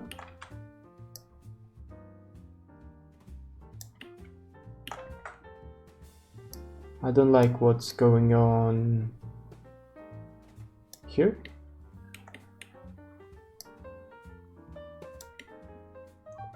Some vertices behave strange, I think. It's hard to tell. Oh, this one moves, yeah. It shouldn't.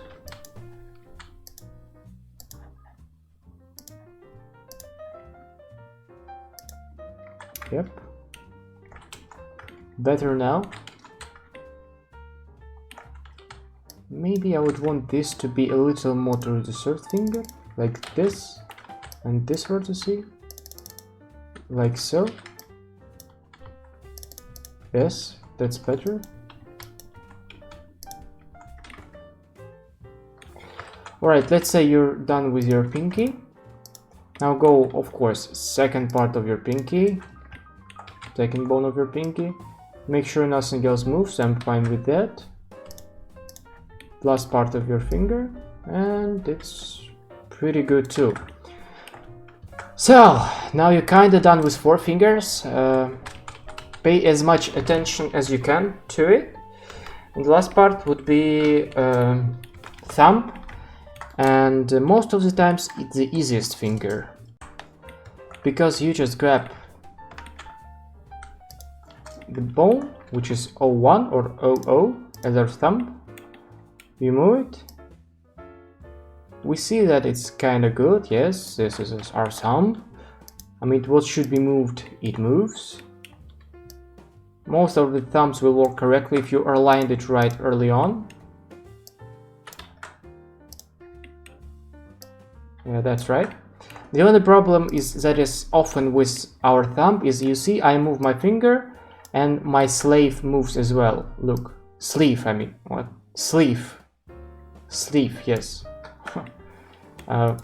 Freeze rotation. So we have to fix that. We take skeleton ROO, like so.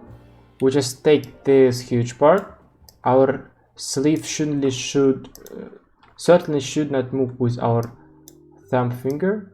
Maybe even like so. Even this vertices, actually, it's too far, too much. Yes, that's better. Now they don't move with our thumb. Of course they can't. And you lower it down. Now as you're done, once you're done with your right hand, right fingers, what you do next is, guess what? Everything the same but for the left hand, because what we have here, all the same problems. It's mostly the same, it depends on how well you assigned your second hand. So as you see, all the same problems.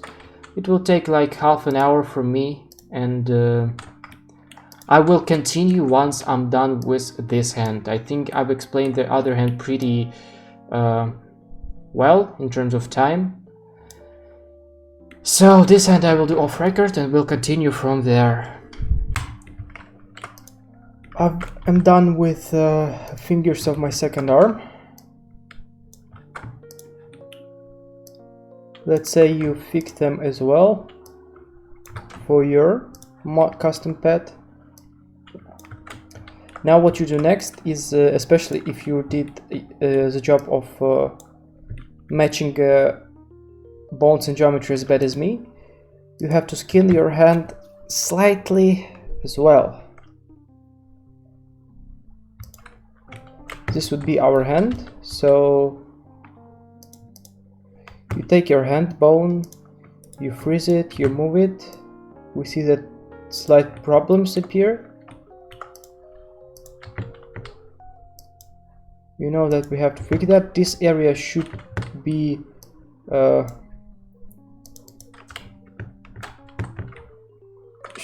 applied to forearm roll. This bone, like so.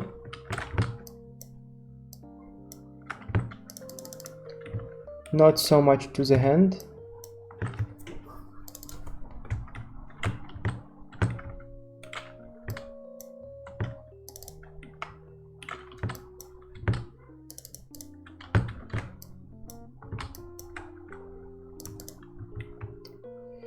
Something like that.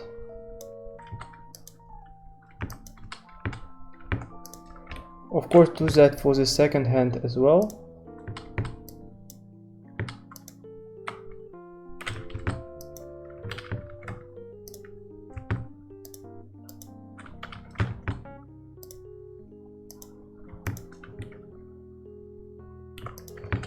After we fixed this, rotation to 0, and now let's see what we got.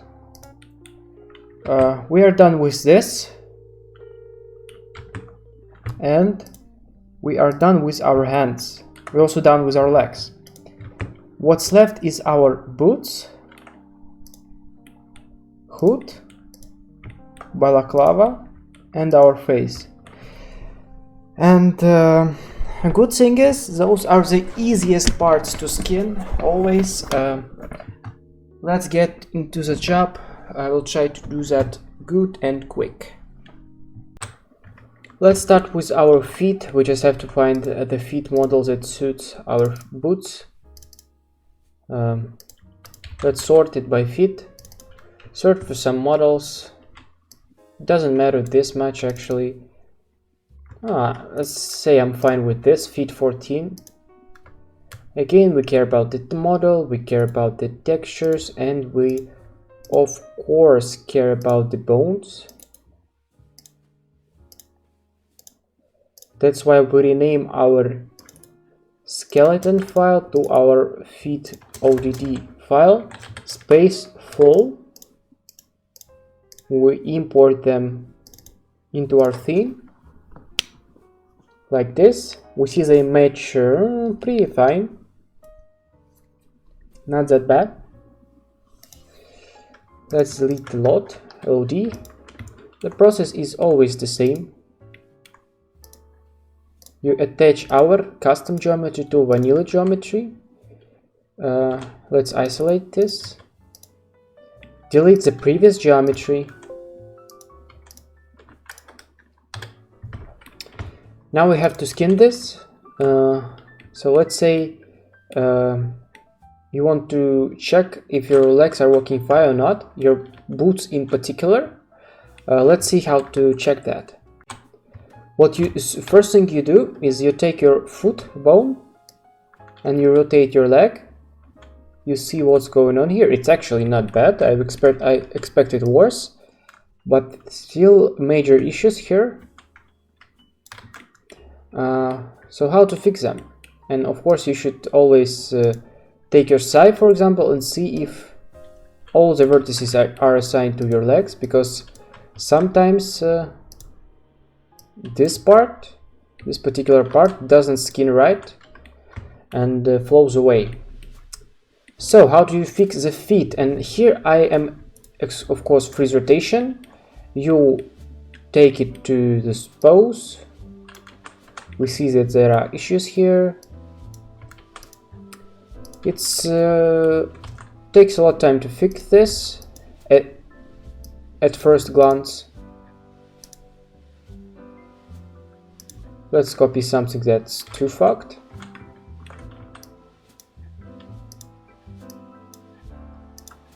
At first glance it's too messy and fucked up, but here I introduce you to the brush. Let's enable max strength at 0.3, max size let's say 0.05. Let's see how that looks. I think it's fine for here. You take your foot bone and you just left click it. I'm sorry for the noise, but nothing I can do about it. I have to click to show you guys. And here you see how relaxing and good that is, especially after you're done with the fingers. The problem is you can't apply that to fingers, because with fingers you have to do manual rigging. It's much harder than that. You have to be precise with the fingers, but here, as you see, it's very relaxing and it's just so good that there is a tool like that, the brush.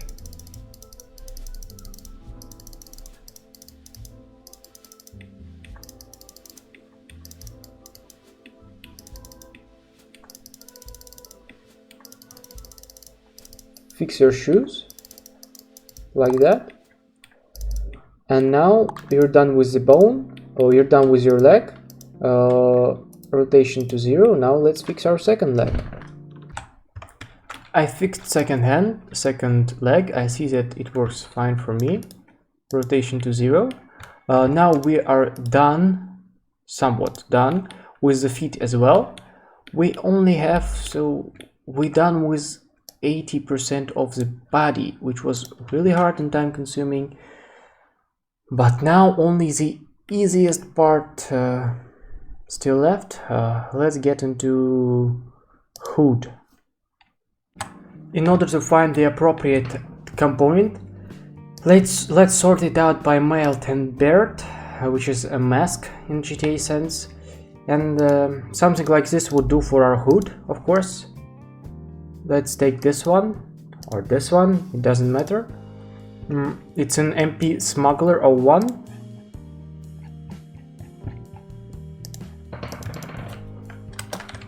We'll look for it. I'm only gonna do this one more time. Then I'm gonna find anything of record. Mail. Then we see MP Smuggler 01, and here it's berd or 004 should be. Right, we export this as ODD, we take its textures, and of course we take the skeleton. Don't forget about the skeleton, it's worthless without it.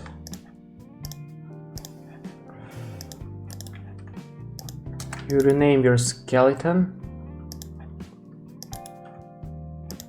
space, full. Let's import it for our hood. Let's continue once it's imported.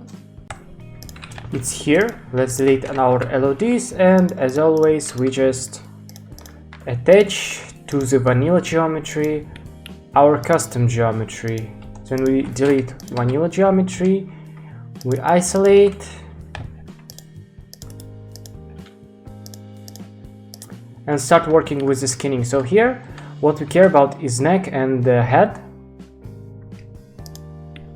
Let's grab our neck, freeze rotation, start rotating, and here we see our problems. What I suggest you doing is you rotate it 30 degrees one side, or 35, somewhere there. You go to your skin modifier, and if you saw how I did my foot, you know what the brush is. Here it's a perfect time for our brush, guys. You take your head, you look for problematic areas. Here you might want to lower your size to like 35 and start fixing stuff like that. Be careful with it though. Maybe I want to increase strings here to save some time. Yep. These parts we will fix later.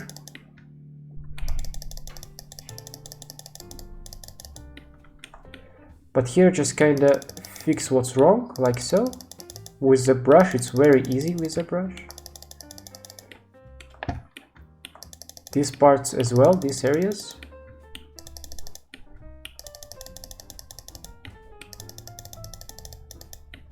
Like so, you see it's very easy and relaxing actually. This is actually more like neck bone already.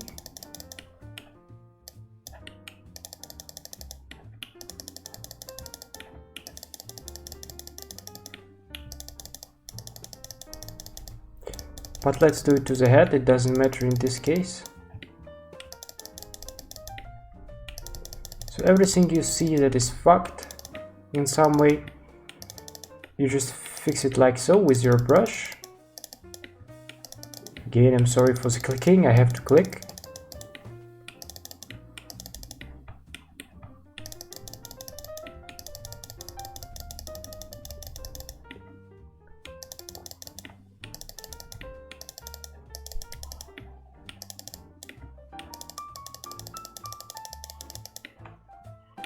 We will deal with this part separately. So once you fixed it here, as good as you can, pay attention to this area also. Once you fix this area, we see that there is a problem here because it assigned 100% weight here, and of course this shouldn't happen.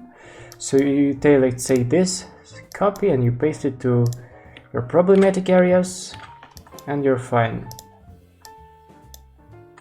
Of course they shouldn't be affected this much.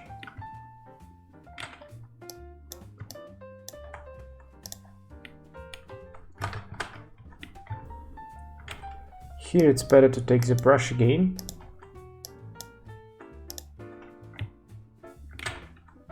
But we'll do it manually just for the sport.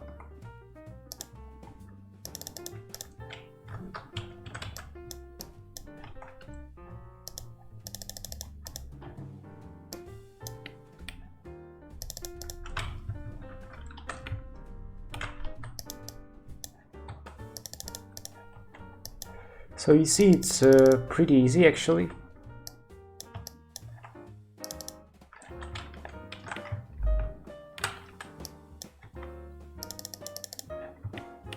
Oh, this vertex is not where it's at.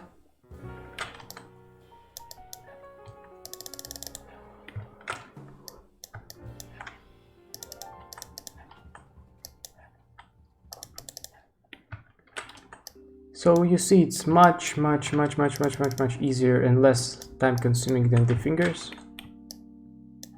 Once you're done with the fingers, this is just a windy walk.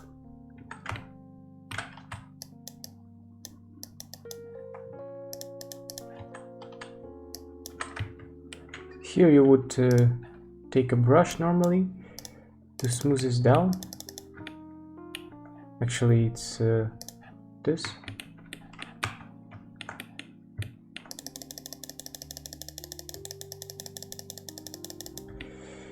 So once you're satisfied with the result, it looks much better than it was. What you do next is your rotation to 0, and you rotate it 35 degrees another direction, to the right.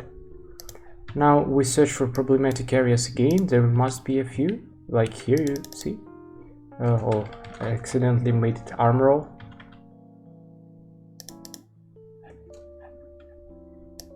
Paint weights. We fix stuff like this, it will always pop out.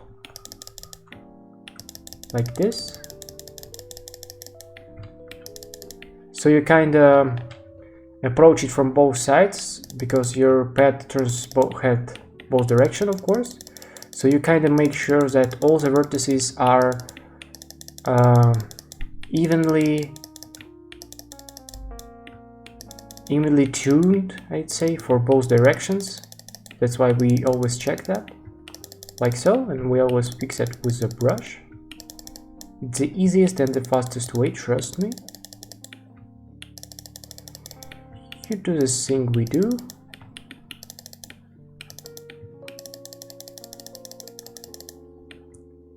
Again, there may be some places where vertex becomes red because it didn't have any weights applied, but we just copy and paste it. Fixing it like so.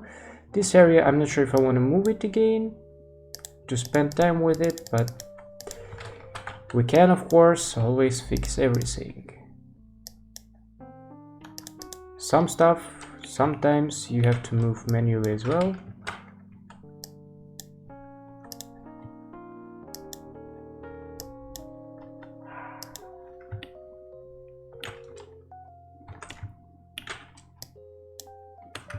We are almost done with our hood, and actually with most of the hardest stuff on the video is done. Now it's just basic knowledge and some actually pretty hard stuff is implementing it into the game, but I will show you how it's done correctly. Now when we smoothly fixed our hood until we know it works right, Until you're satisfied with the result, we leave our hood be as we fixed it. Did it nicely. We rotation it to 0. What we have left is our balaclava and mask. So let's head into balaclava. There are some birds that especially good with it because there are just vanilla balaclavas in the game, like this. This is actually perfect. I'm not gonna import it on the record. I will, because I did it 3 times in this video already. I will continue once I imported this model. I imported my model. You see there are slight differences. Let's attach, isolate, delete vanilla balaclava. Ours is left, and here it's again the very same thing. You take your neck or head, freeze it, rotate it 30 degrees right.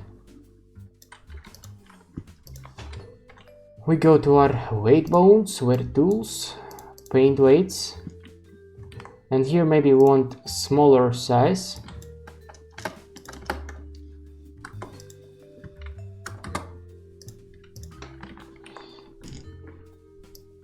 But everything is the same.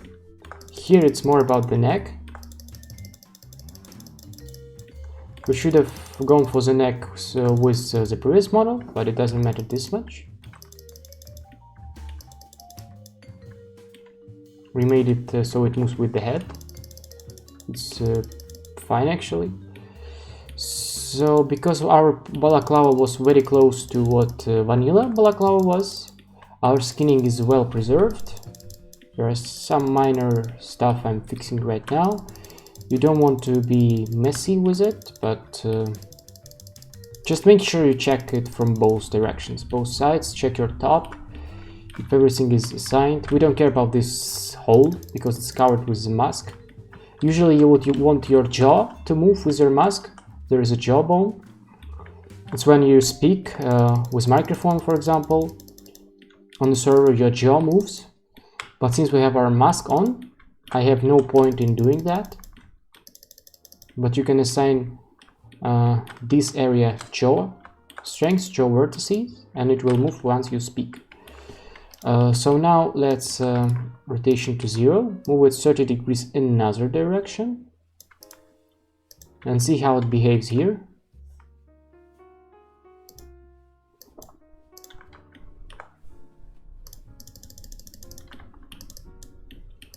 Mostly it's all good. This vertice, no, it's good, it's good.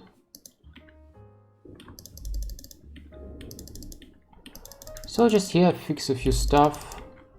Always check a few 2 directions. Now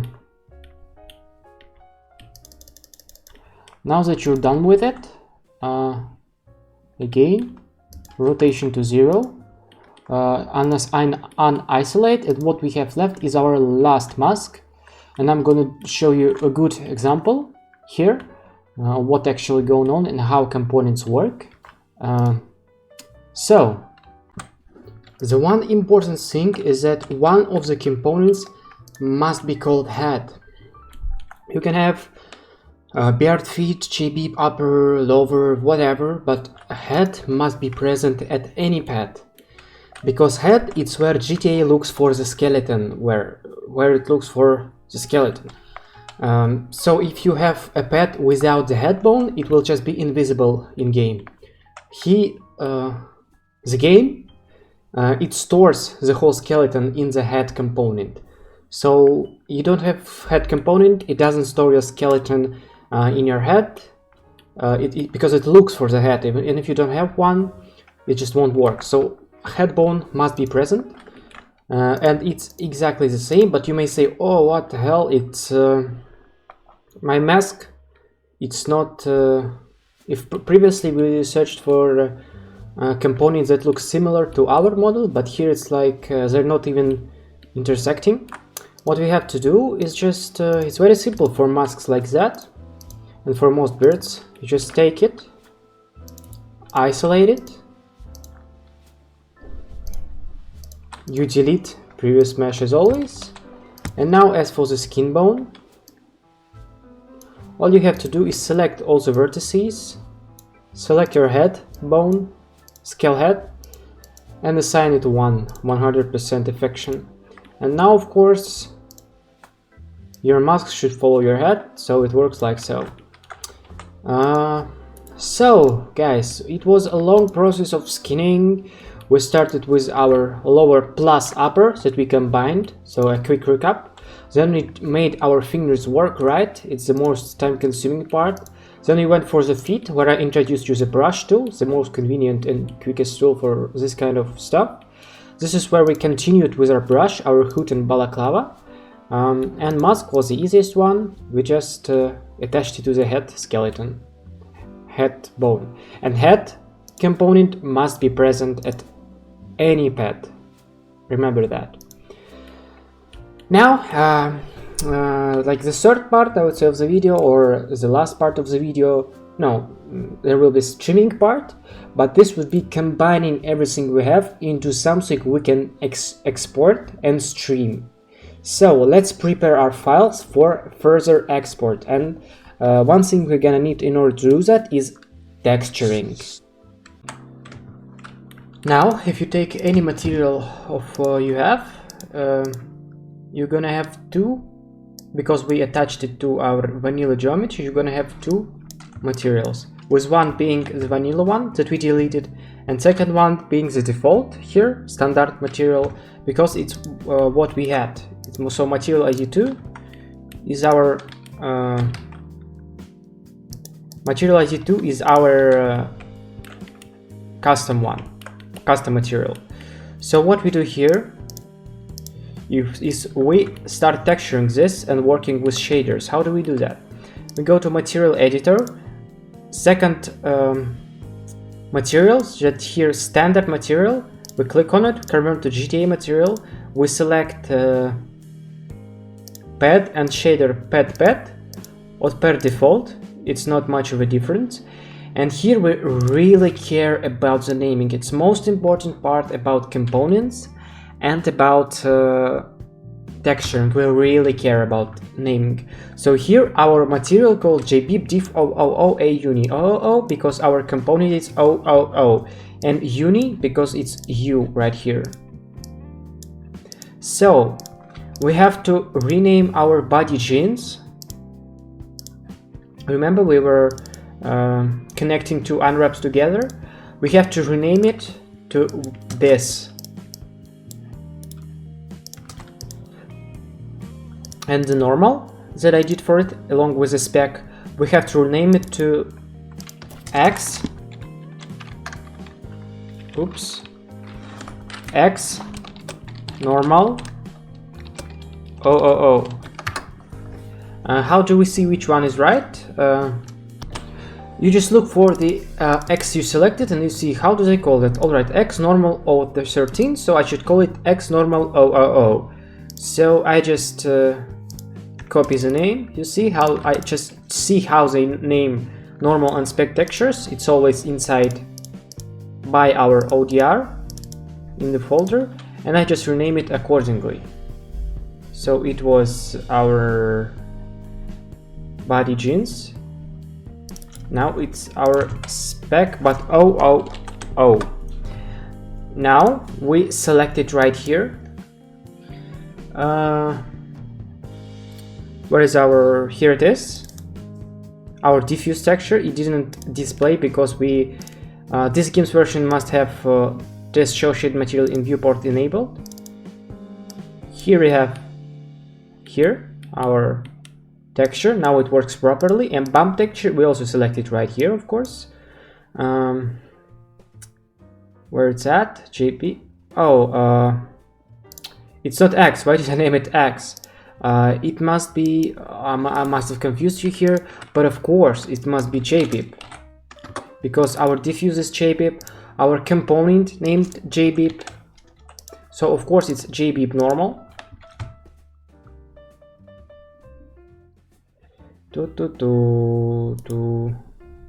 I will sort by this will make it easier. Yep. So our component is jbeep, so of course it must be jbeep normal. Here it's jbeep diff uni because we have it like here, our material. And specular texture, it's of course our jbeep spec 000, and we embed them. We embed our specular texture and our normal texture into the model. That's how Rockstar does that. And diffuse texture we don't embed. One thing you have to not forget is that your material still has previous material in it, previous shader. So you must, from vanilla model that we attached, so we must go to bump texture and unembed previous versions of textures. It's going to be bump and specular because, as I told you, that's how Rockstar does it. And now, the final stuff you do, you isolate your model. You now head into my Discord. I will create a special ped section here for ped questions, and you search for vertex colors. And here, let's say we have this default 255, 128, 0. So you go to editable mesh, you select it all, go to color. It was 255, 128, 0. Like so. We copy it. You hit elimination to black, because if it's not black it will be affected by wind. It's important step. And if it's affected by wind, your mesh will be shaking. So a shaking mesh is always elimination not being black. And alpha to 0. Or your clothes would look shiny. Now we have the correct naming. And what you do next is basically everything the same, but for the rest. So let's hide our jbeep that we know is done, and let's rename all the other components. So as I said, it should be 000 because we don't have any other. So it could only be 014 if we had 013, 12, 11, and so on. So we must keep it 000 if it's the first upper we have, and it is. And we're gonna keep it uni, so make it U. Always make it U for add-ons, actually, like so. Now once we go for the material, it's very same thing. Don't forget to turn in your associated material. We convert it into GTA material. We unembed previous materials embedded texture, which would be specular and normal. We go into our material and we see it's still called 00014, while in our case it's 000, and it should be Y. Y is when you have R on the end, like here on your head, 044R. But since we change it to uni, I always suggest making add-ons uni. You change your Y for uni as well. Now you copy this, you go to ped default shader. I'm doing my upper, which is my hands, gloves. So I go and search for my gloves texture. Here it is, my gloves. I rename it to upper diff a uni, 000 of course. Now I go for, let's say, some upper material I know Rockstar already named and created. And I go, how does it name their normal texture? Oh, I see, upper normal 000. I copy it and I do the same for my normal texture. Again, naming is crucial. You can't name it other way, or your texture will not be working correctly.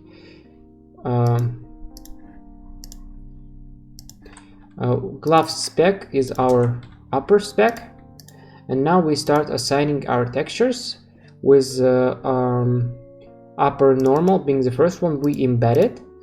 Diffuse texture would be upper diff 000 a uni. We don't embed it, and specular texture would be our upper spec 000 we embed it.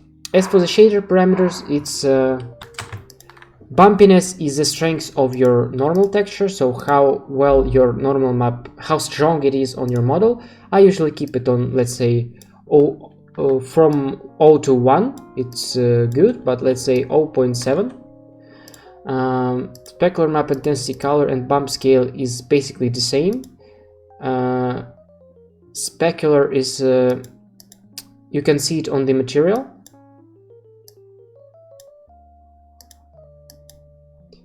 Fresnel is I suggest keeping it 0.097. It's how much of specularity changes from different angles. This is I'm not sure, and this you don't touch. So keep it like so. This is basically specular intensity. And the next thing you do, by the way, you don't rename the previous material. You don't have to do that. Only our material, because as you see, if we select all the polygons, it's second ID, because that's how we attached it. Now again, you paste our orange-ish vertex color. We 0, 0, 0 our illumination and alpha to 0. Now we're done with our upper as well. Let's hide it, and let's rename all our other stuff into 000 and uni as well.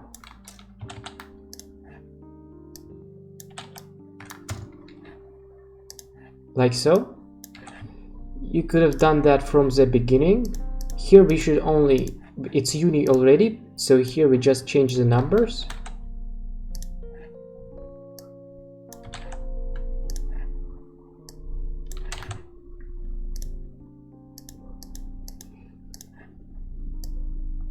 Renaming must be done.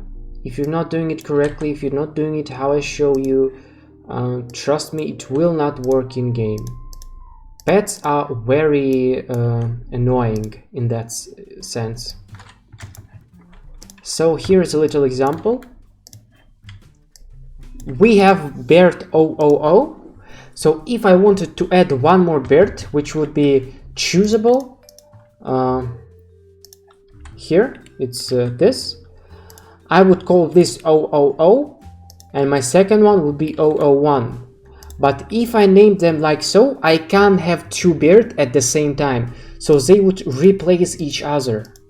So if I exported it like that, I would either have my berd 000 or berd 001 at the same time. It's either one of those if they name the same name. But if you want, let's say, your mask to change between a few other masks, you would name it head 000, and head 001 would be the mask, like the second mask, the second version of the mask. So you could replace them between each other. But for these components, we don't want them to be replaced with each other. That's why we're gonna rename this one fully, not just changing the numbers, but we're gonna turn this into a whole another component. So let's dive right into this. One thing you also have to understand is that geometry does not care how you call it, in a way that you can make your head feet if you want. So this can be called feet, it doesn't matter. Geometry is not attached naming wise to the components. So this we made upper like Rockstar, but this could have been JBib. This could have been eyes or hair, whatever. I'm just trying keeping it simple for video, but here we have our hood as berd 001, and for the purpose of this video I'm gonna name it something random like X accessories. Let's go to our stream pads, and here on our free mode you're gonna see that X is basically something like this, but we're gonna name our hood X. How do we do that? We replace all of the namings. You export some X YTD, you copy its name. We rename this to X 000 U. Here is the same X 000 because it's the first one, and it's gonna be X 000 U high. And here don't forget to turn in your show shading material. Here you turn it into GTA material, you unembed previous stuff from previous material. You rename this whole thing, not just change numbers, but into this, except here it must be 00. You copy this. Now we go to our textures and we search for hood. Here our hood. I rename it to this. And our X, as you remember, it must be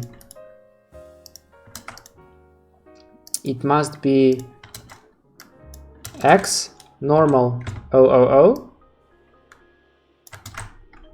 So it's always name of the component, normal 000. Same story with the spec. It's X specular 000. You go to your bump texture, you select your mask N, oh no, not mask, I'm a little confusing you. You embed your X normal, you go to your diffuse texture, we search for our X diff, we do not embed it.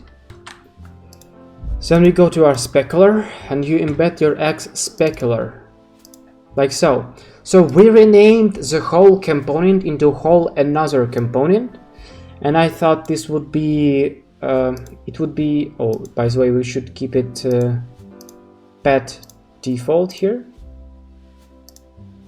Oh, I actually applied it to the wrong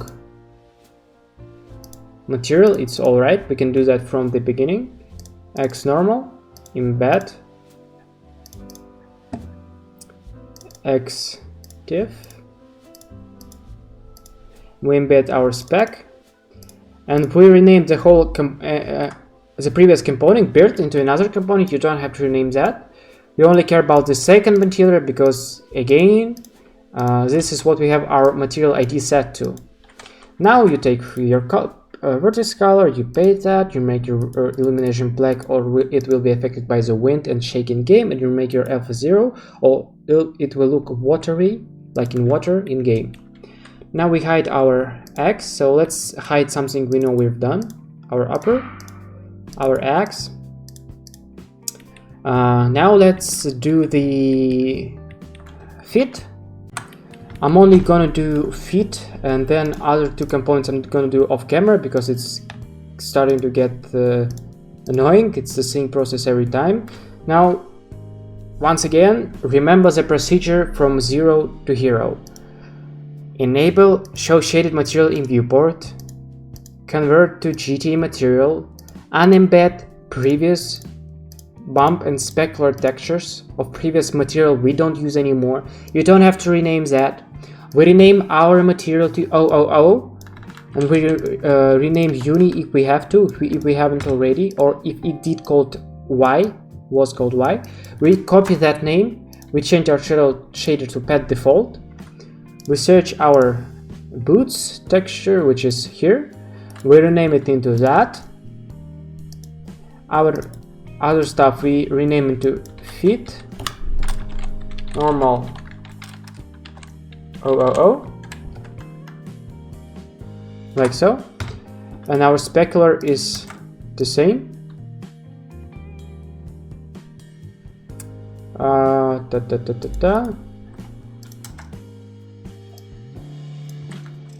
Fit spec 000, but without that.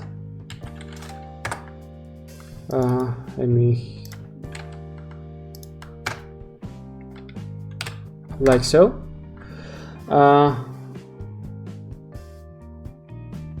Yep. Now we go to your bump texture. You embed your fit spec on fit normal, of course, for the normal texture. For my bump texture, I embed it. I go for my diffuse texture. I search for my fit diffuse 000. Keep track of your numbers, it's very important. And fit spec, of course. But 000. Right here, I embed it. Now what you have to do is again go for the vertex colors. We make it orange-ish, RGB, 000 for illumination and 0 for alpha. Now our component is done. Now it's only beard and head left, but it's really nothing else to show. I'm just gonna do the same stuff 2 times in a row. And then we'll go back and start our actually exporting process, which is the last part of the video. I have successfully textured all my other stuff, my head and beard. It's all done. Now the last part is what you have to do is create a model dictionary for your model, because we're gonna stream it into game as one pet, as a model dictionary, the dictionary of models, like we have with texture dictionary. Now we're going to create a model dictionary. How do we do that? Create object in games, of course, models, dictionary. You click on your viewport on your screen. We're gonna name this something. That's how we're gonna call this, call our pet in game. You're gonna let's call it ghost face. Your pet will be spawned in game by this name, by YDD's name. This is YDD hierarchy. Model dictionary is YDD hierarchy. And we have all of our models in YDD hierarchy. So we have to take it, unzip it. We have in every component, we have GIMS model dictionary and GIMS model. We only care about GIMS model because our model dictionary is this. So you take your every component out of model dictionary and only take model out of that, like so. Very simple. So it was model dictionary, model, you take your model, and now it's model dictionary and model. You see, model dictionary is just a combination of models, very simple. You can't put model dictionary into model dictionary. That's why we unzip it like so. You hide your ghost face dictionary, and you hide all the other dictionaries. Now you have model dictionary with models in it. Now is the last time to check for your namings. Take attention about uni. If it's uni or R, it's OOO, should always be OOO. You should have at least one head component or it will not work. Make sure you have high level of detail if it's high LOD. Make sure you fixed all your vertex colors and illumination like so.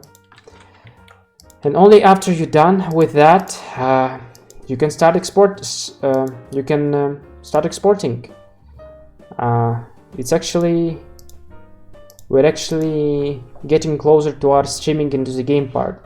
So it's again, check our hierarchy model dictionary with different models in it. You can start last time to check your things out like so. We finally export. Don't forget to save before you export. We export, and once it's done exporting, we'll continue from there.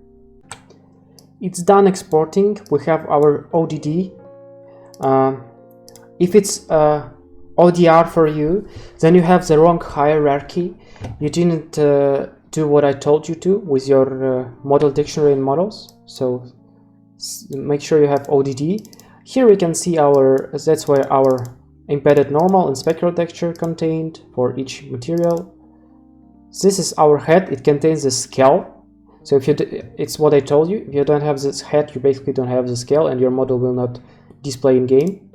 You take your ODD, convert it into YDD with OpenIB, of course. Here you have your geometry with all the models, but you see there is no textures. What you have to do is create texture dictionary named the same. You open it, edit, and then you select all your diffuse textures, not normal, not spec. We embedded them. You only care about diffuse textures. So we had how many components? 6. How many textures? 5. So we are out of something. What do we? Oh, feet, of course. This is what we have here, right? Save it. Now if you open your YDD, you have your textures assigned. If they are not assigned by default, if you have YDD and YDD in the same place, This means you have troubles with naming and you have to rename it. Like here, actually. Our fit doesn't work. Fit 000 uni. Let's see, fit diff 000 a uni. We go to our 3ds Max to check our fit. Let's see what's going on here. Oh, of course, I forgot to set it up. Let's do it quick. Fit normal.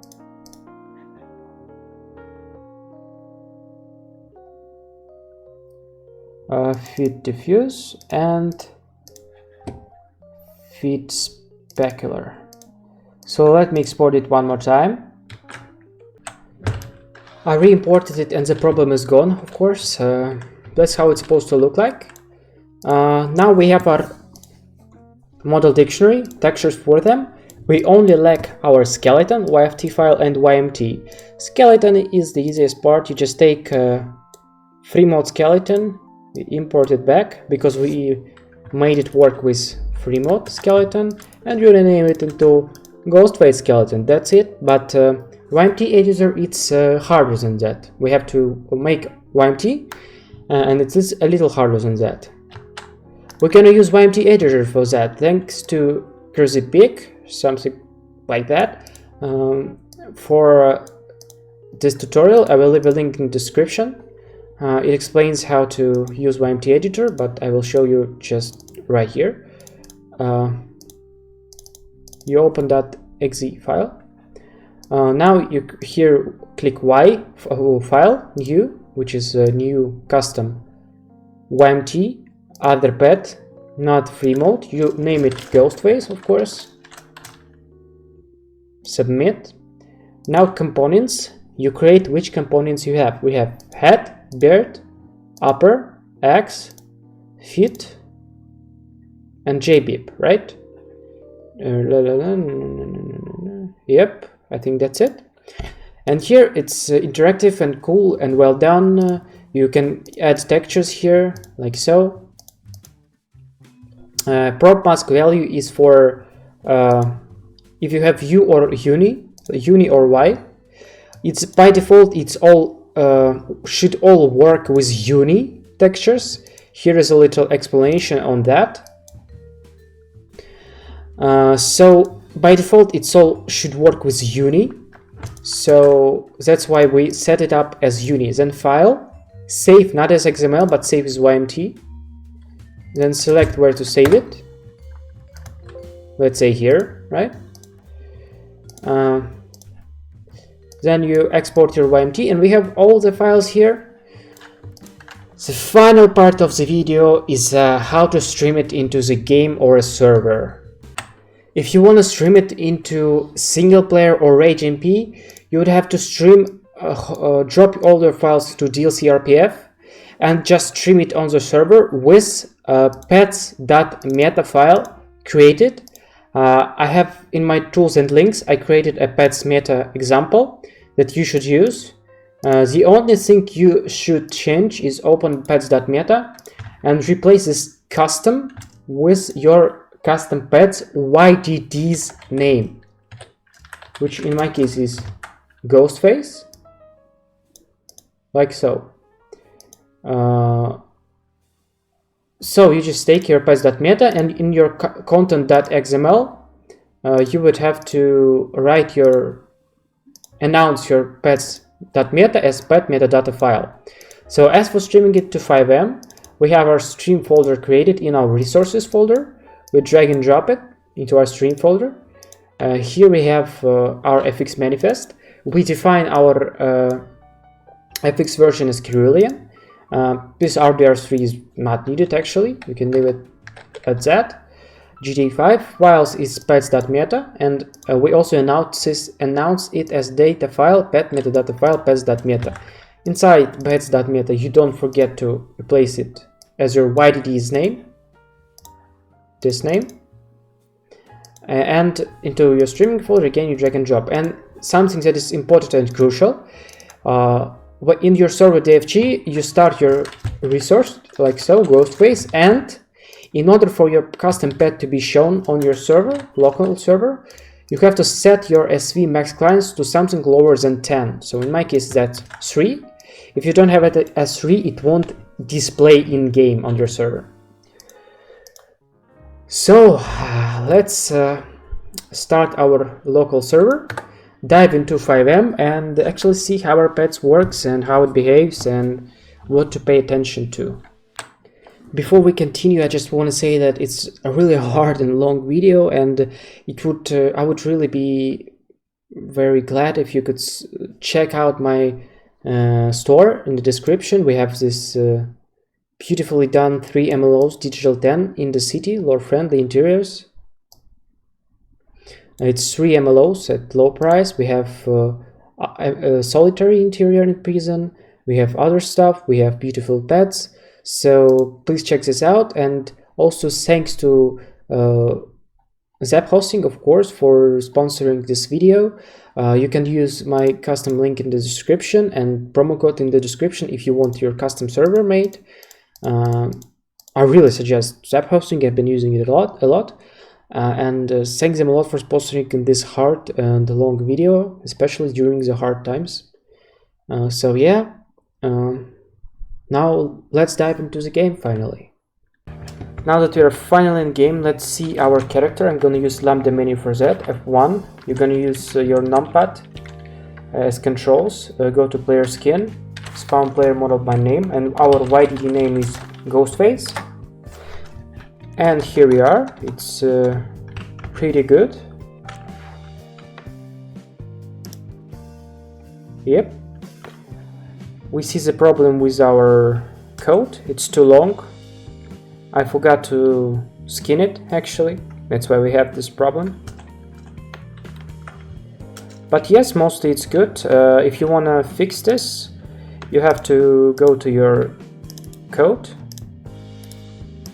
And then you would have to make your legs,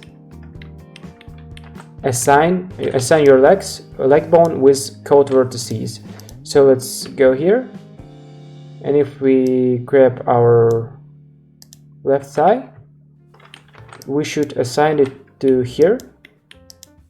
Oh yeah, you see, these vertices have no bones assigned to them at all. If you assign them similar to this, you will be fine. So you just copy, paste like so, and stuff like that. So that's basically it. It was a long and a hard video. I created a special pet support channel in my Discord server where you can share your pets. You can message here about pet or about clothes, it doesn't matter. Next video is probably gonna be about your custom server or MLO creation. I'm gonna cover that for sure. Again, I wanna say huge thanks for Zap Hosting for sponsoring the video. Promo code in the description if you want one. If you want to rent a server here, you can check out my store if you want. We have quite a few things here. I'm planning to do weapons later. I will also do a weapon tutorial on this channel a bit later on. But yeah, that's basically it. Damn, it was a long video. Probably gonna be a few hours or 2 or so. Message in the comments if you're still listening to me. Yeah guys, this is it. Thanks for watching. See you in the next months, in April or so. Good luck and take care.